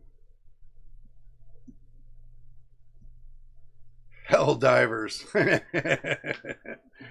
Machine, you know, Helldivers has got a lot of issues right now that they're talking about. So,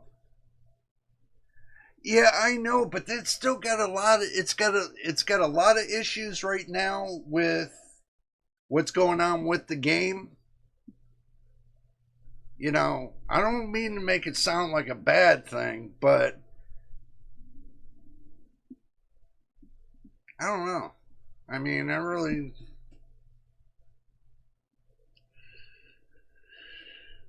I guess I would have to sit and work out the details with it, I guess. Oh, you got the solutions? I understand, man. I understand. But we'll work on it. We'll work on it. I just started my first playthrough of Detroit Become Human. An absolutely incredible single player game.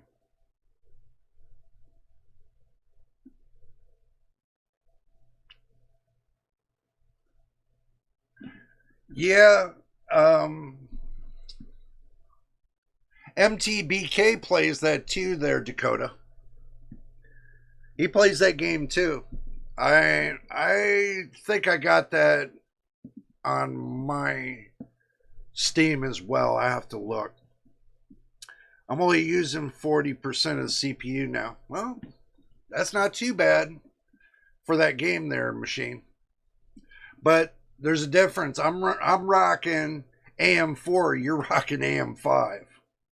So we're kind of like two platforms in the difference. The optimization was always bad, but it's gotten way better. Oh, okay. The gameplay has gotten better too. I would say is the time to check it out. Okay, well, I'll check it out. I mean, I'll look into it and see what's cooking. I'll definitely look into it. Most definitely. But what I'm going to be focused on there, ladies and gentlemen, if there's ladies out there, just saying ladies and gentlemen, I'm going to be focused on taking that platform that I put over there on the side, put it right here, and then go for graphics card to graphics card to graphics card. Bench every one of them out on Steam.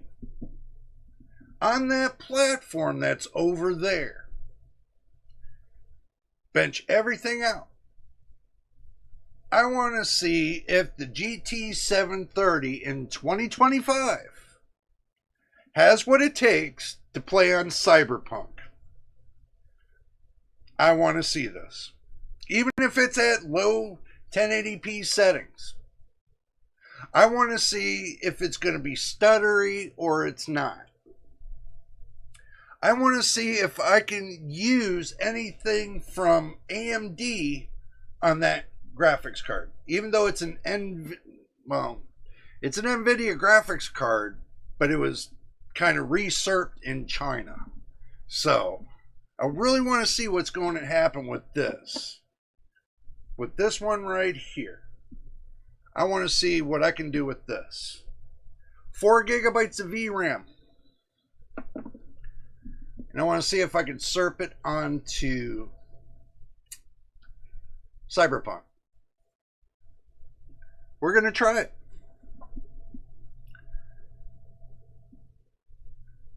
Good to see you there, MTBK. You haven't been saying much, but good to see you, my friend.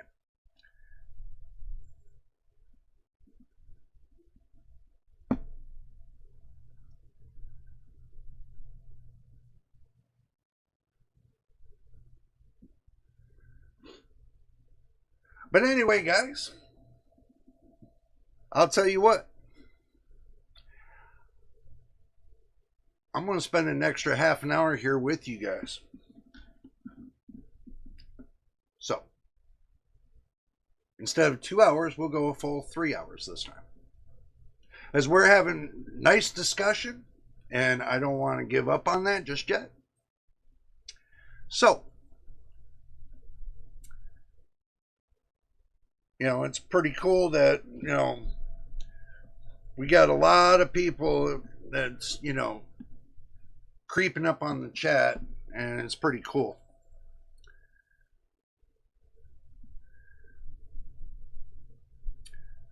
I think Jay should play Stellar Blade. I heard about that one, man. Yeah, well, we'll see. I'm not sure yet.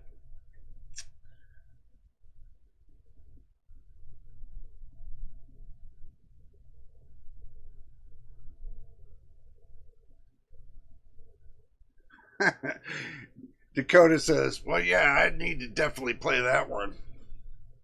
Actually, what was it? What was that one I used to play? Do you guys remember? What was it called? Damn.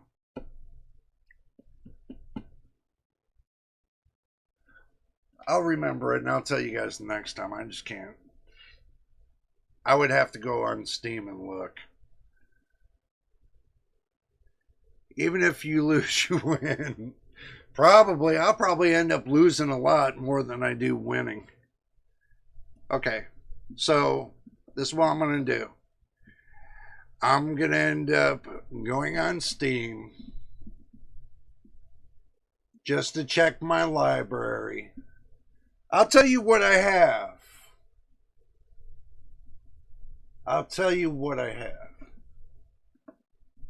Well, actually, no.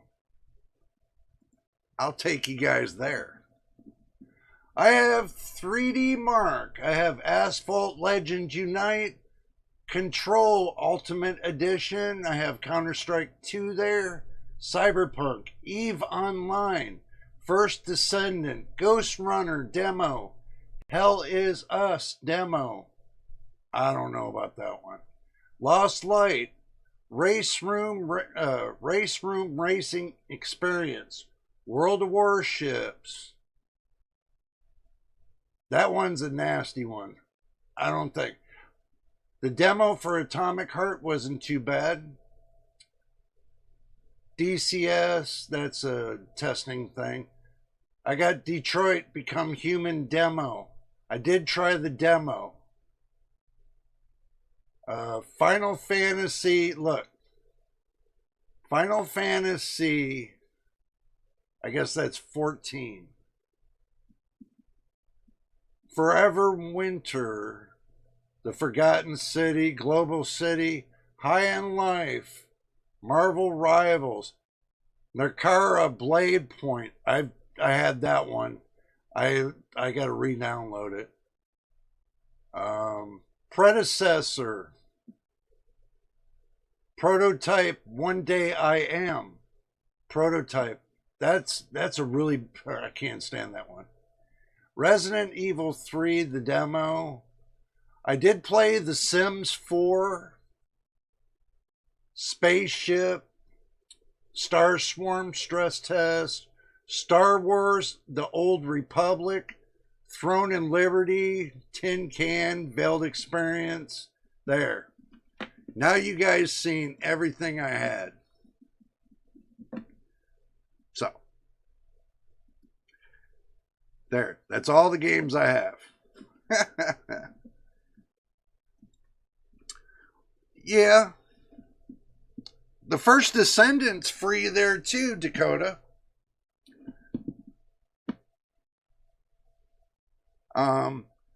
Pac-Man. Oh my God. I still need to check out Black Myth Wukong. I did the demo, and it's not that bad. It's not as bad as everybody says it is.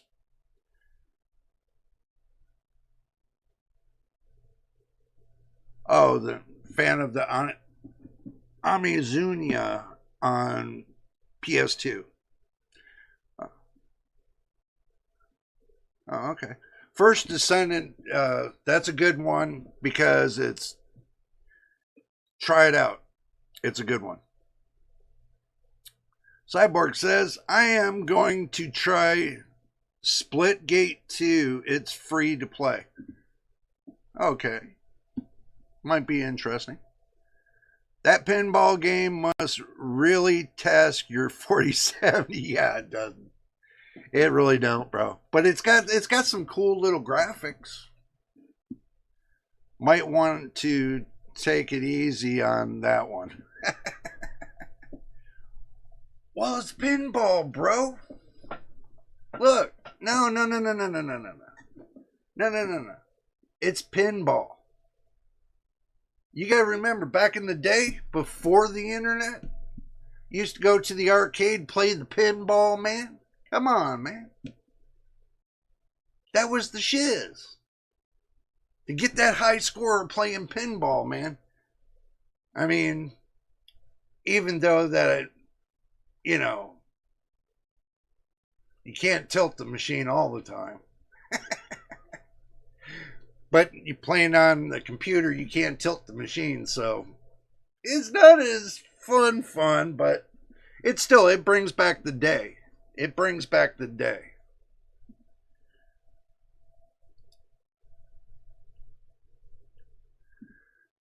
First Descendant, Giggle Physics. Machine, what is a giggle physics? Oh, you mean jiggle physics. Okay. Gotcha. Pac-Man, Tetris, Kirby, and Donkey Kong. Oh. Donkey Kong is the shiz. Or Tron. Playing Tron was good.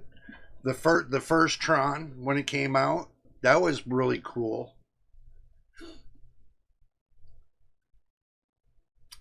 I never looked on Steam for Tron.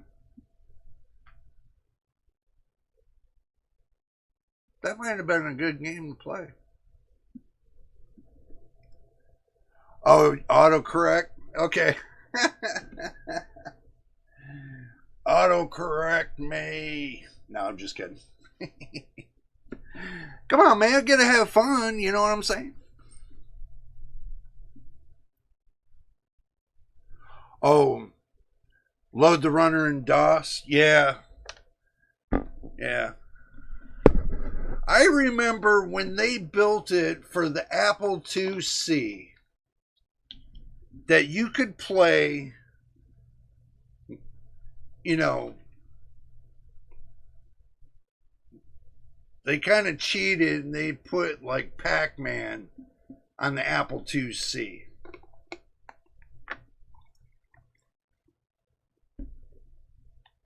So it was cool. Also, too, I think they, what was it?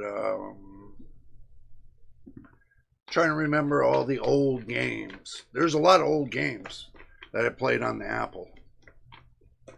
I mean, you ever go to your middle school or your elementary school back in the day? That's all they had was the Apple computer. It's pretty cool back in the day.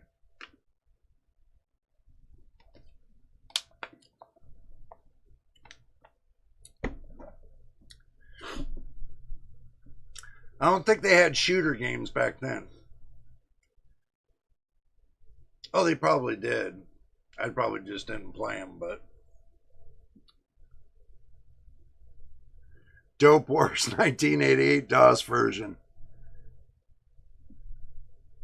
Oh, you still own that one? That's cool.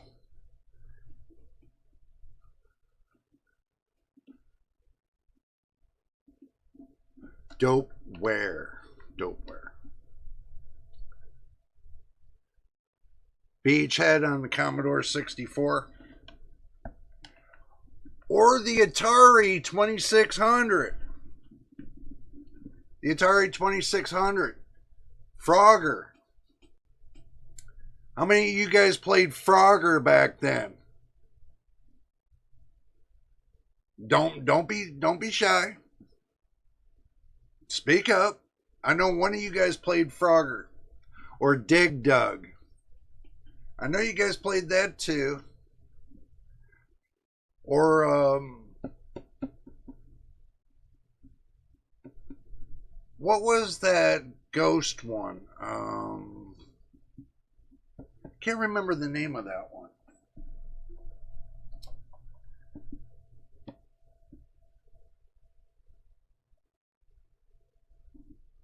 Lazarian, yeah, I remember that.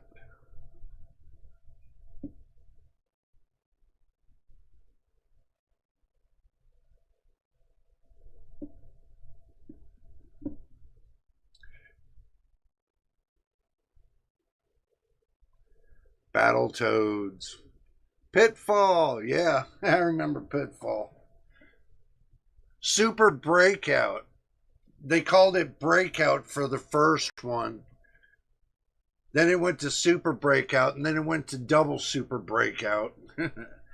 Yeah, I remember all that. Oh, yeah. God, those are the good old days, guys. Those are the good old days. How many of you guys played on Sega Genesis? Sonic the Hedgehog. How many of you guys played it the first time it came out on Sega Genesis? How many? I played that game so many times I can tell you when it first came out on Sega. I played it so many times.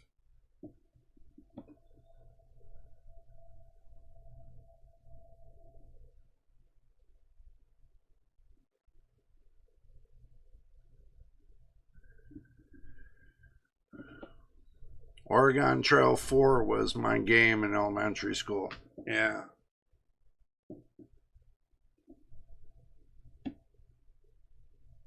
Jiggle Ruins, a mini game for me in Final Fantasy VII Rebirth. Can't focus enough. Got you there, bro. Double Super 5070. Look, we all know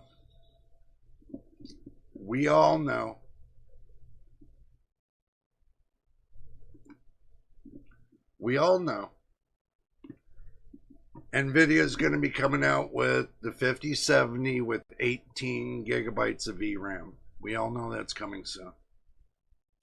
We all know it's coming, the 5070 Ti Super with 24 gigabytes of VRAM. We already know that's coming.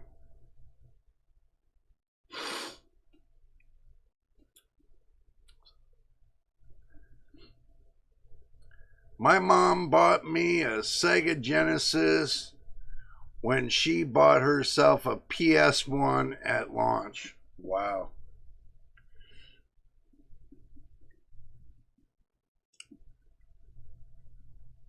Well, see, the way we used to work it back then, one person had at their house, they had a bunch of Nintendo, which I had a bunch of Nintendo games. I mean, like Super Mario and all the 900 yards with the original Nintendo game system. And then the other person had the Sega Genesis.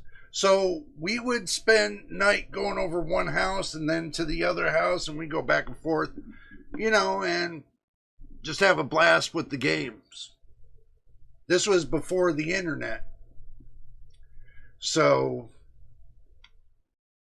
what are you going to do, right? Either watch TV or, you know, play video games.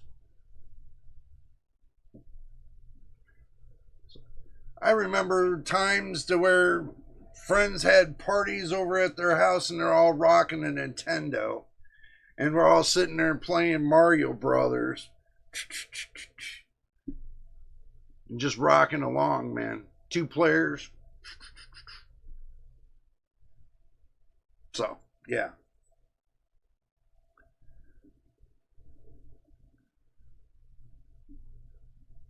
And truthfully, I've had an Xbox. I had one of the first Xboxes, not the first Xbox, but when Xbox first came out, I sampled that for the first time. I thought it was great. It rocked. And then about maybe 4 months after that, it blew up.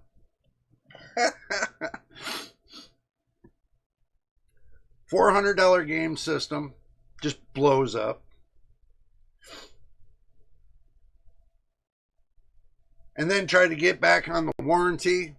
They gave me the finger. They said, nope, you ain't got no warranty. I said, why not? They said, because you bought it modified. I said, ain't nobody modify nothing. I bought it from the store like this. They said, no warranty. So guess what I did? I took a hammer and I went out into the garage and I beat the crap out of that Xbox. And ever since then, I've never looked back. Not even at a PlayStation.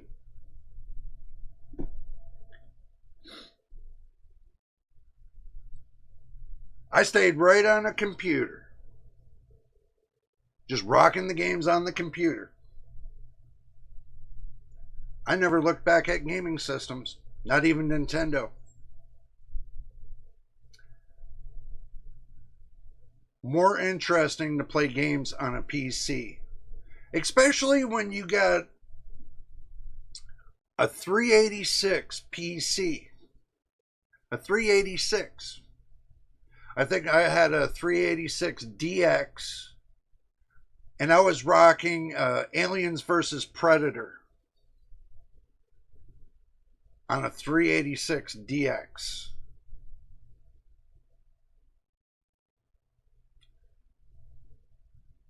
And trust me, it was overclocked. I overclocked the piss out of that processor. And it moved pretty fast for that game. Even though that game was on a CD, I learned how to copy the CD onto the hard drive.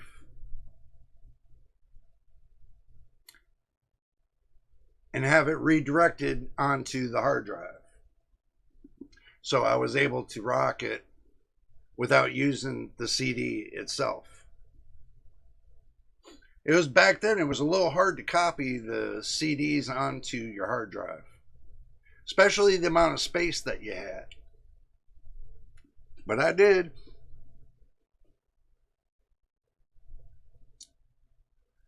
My grandpa retired from a sawmill. When he quit drinking, he bought an Nintendo 64. Is that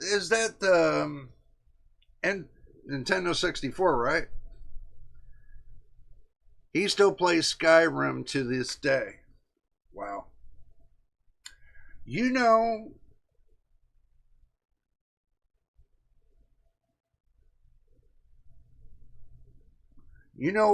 the one game that everybody seems to really focus on was Crysis. You guys remember the CDs that came out for Crysis? And they said, well, you can never run that on a PC. You know how many times people said that they could never get Crysis to run on a PC? I don't know. Do you guys remember that? I have all 4 CDs of Crysis. And I've got that to run on a 486 with I think it was Windows 98. Wow. The second edition. So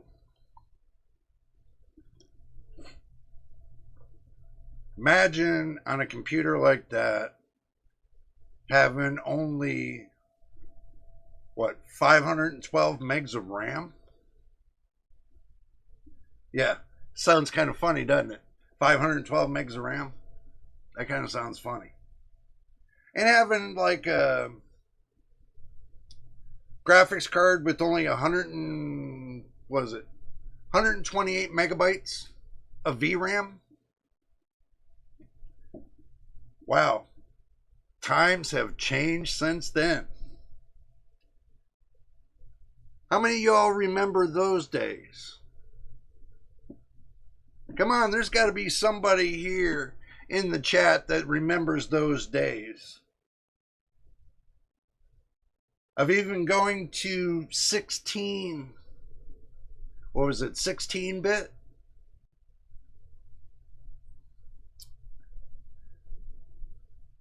I ran the easiest game on the worst OS, Roller Coaster Tycoon 1. Oh, yeah. I did. On Windows Me.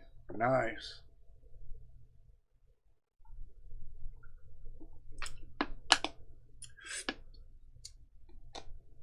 Come on, there's got to be an old timer that's in the group that remembers the early 80s.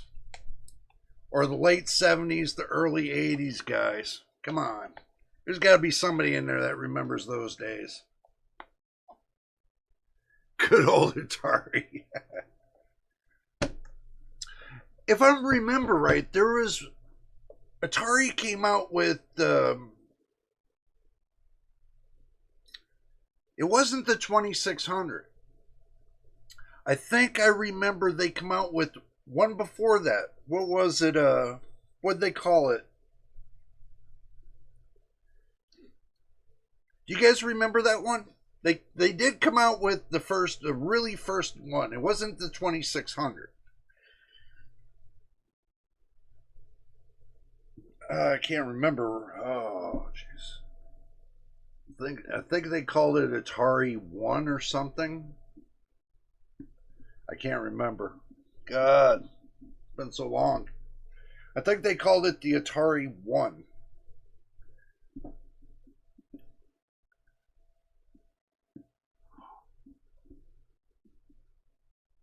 Was it the 800? ColecoVision. Ooh. Atari 800. I think you might be right. I thought they called it the Atari 1. I couldn't remember if they called it the Atari 1 or what. I remember seeing one time where they called it the 1.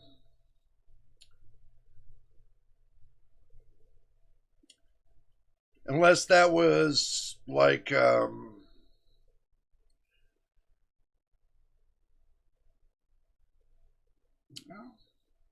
have swore they did.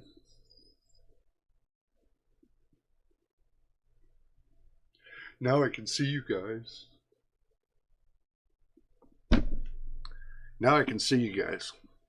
I love my Atari 1040. The 1040.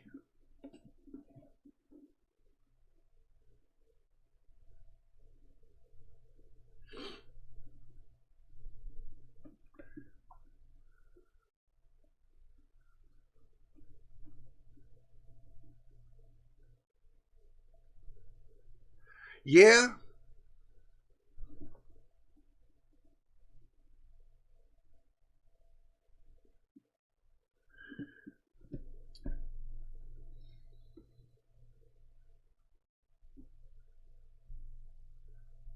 Oh, I remember that one, Cyborg. The home pong is like what they called tennis back then. You remember that? Or am I wrong? I think I'm right about that one. Wikipedia suggests the Atari 2600 had following predecessor.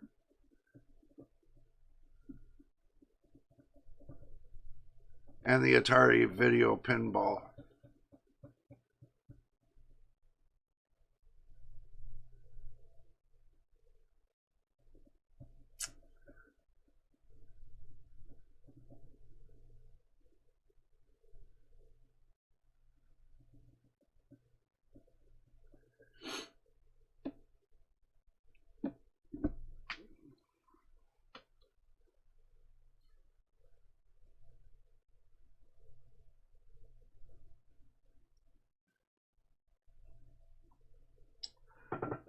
Yeah.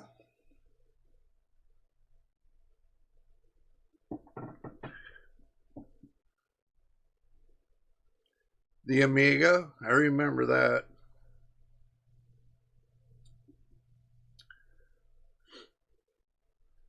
But I think everybody was looking more to the Commodore 64 other than the Amiga.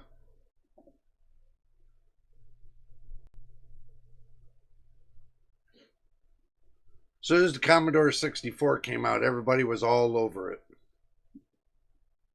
I think they had the Commodore 64 and the Commodore 128. And then they made it into the, what do you call it,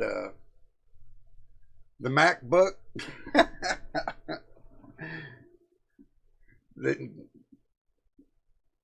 Apple turned it into the MacBook from IBM.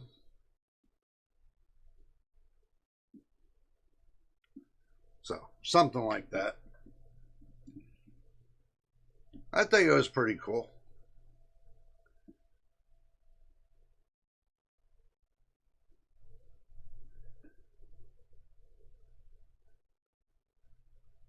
Halt and Catch Fire is a great show. I don't know. I have to check that out. I'll have to check that out.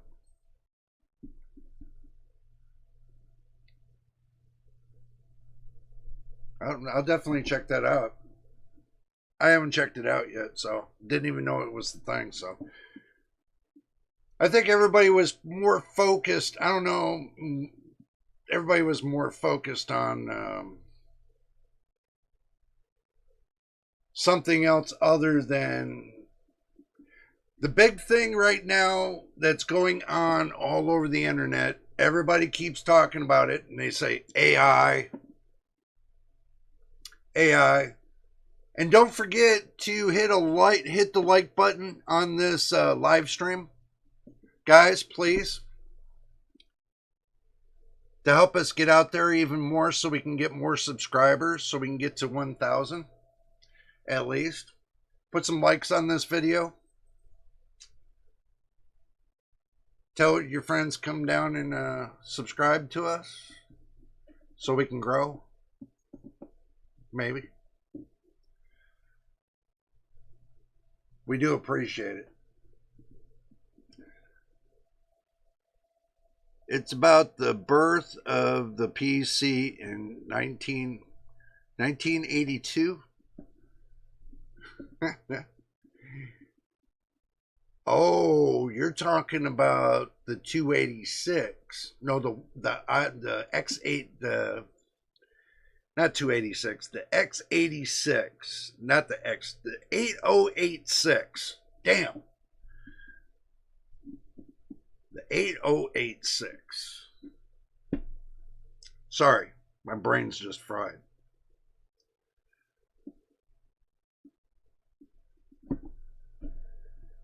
We all remember those days. Trust me. We all remember them.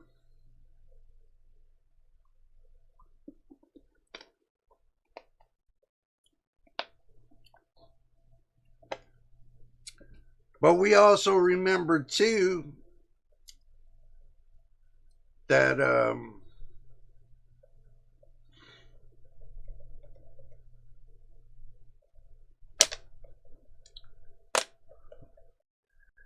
they start the show with reverse engineering an IBM XT BIOS.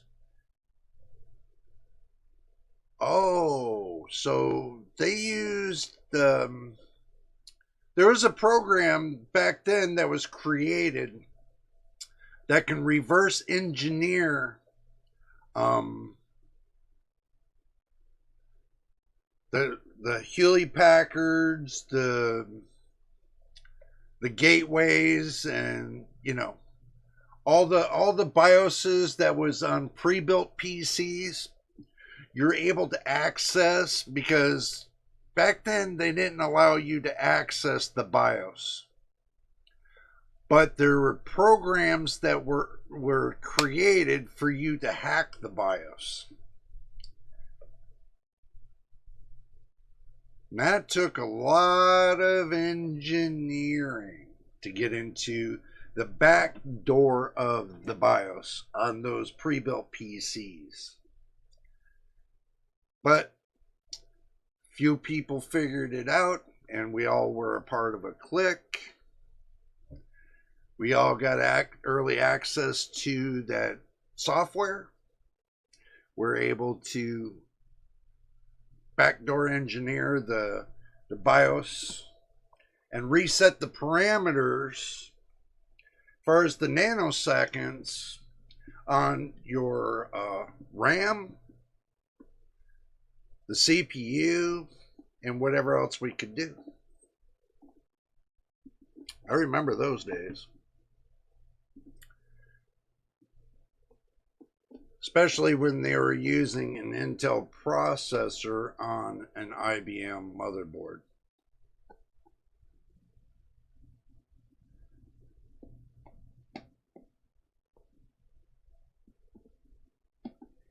So, just, it's so many things. Hexadecimal code and pin voltages was the key. Yeah. You should totally watch. It's highly recommended. It'll probably bring back nightmares. Back in the day nightmares. You know how many 286 computers I had to look at back in the day. I would have my garage opened up one day a week. Somebody would be bringing me their computer by and saying, "This damn software does not work." I said, "What are you trying to use it for?"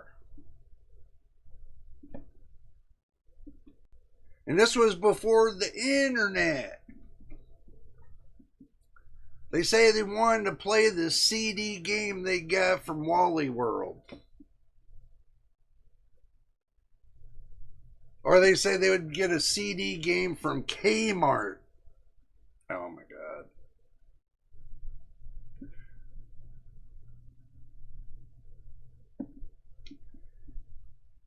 You know. So. And they couldn't get it to work. So I have to go in there, do a couple little modifications, and get it to work. So that was the easy part. I had fun back in the day, guys. Even before the internet, I had fun back in the days. Especially when you can go to Wally World and you can pick up a $4.99 CD game and have a blast. You know. So that way, you know, just go and have a blast. Don't have to worry about anything else. Your one-on-one game with the computer, have fun. I don't know. What do you guys think? Could you imagine some of those game days?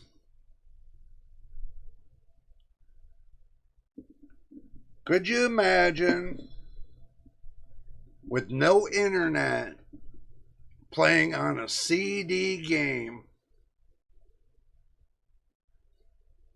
and all you got is regular TV, no cable, regular TV?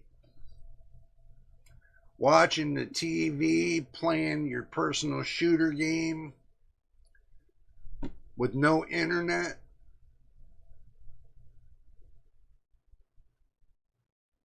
No need for Microsoft updates. Your own personal emulator. Think about it. Those days come and gone. You can't, and you can go to Walmart and maybe pick up and try to get a CD game, but that's as far as it went. People don't run CDs anymore. And if they do, they run CDs. They say CDs, and I ain't seen nothing. But anyway, I got CD players that I can plug in and manually burn the game from CD to flash drive.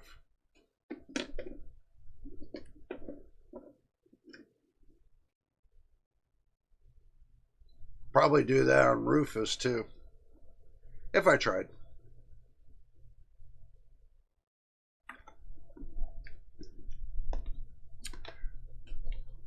All right there, ladies and gentlemen. We cracked about 3 hours out there for you. I hope you had fun, and I hope everything was great. I think the peak of gaming was Halo and CS pre 1.6 in the year 2001. Could you imagine on the World Wide Web trying to get on? They had this one 3D website where everybody can get on, but it was all robotic. And you had to have a strong enough computer to go through the portals and stuff like that. I remember that. But anyway, guys, I'm going to go ahead and call it here. And I hope you guys had fun chatting with me on this live stream, of course. And if we got anything else cooking, we'll make sure we keep you guys up to date on future videos. And don't forget, on Saturday, another live stream, noontime. Make sure you be there. And also too, I'll be putting together the drivers for these graphics cards that Machine sent to me, and I do appreciate it once again, brother. It's awesome. Do appreciate what you sent me. It'll help out the channel. You're welcome anytime, man.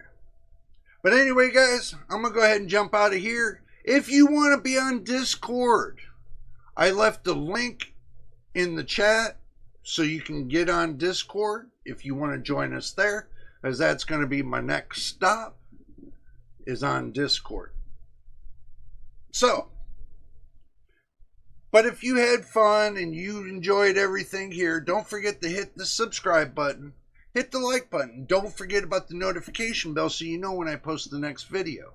Until then, next time and the next video, you guys know who it is, and we'll see you on the next one.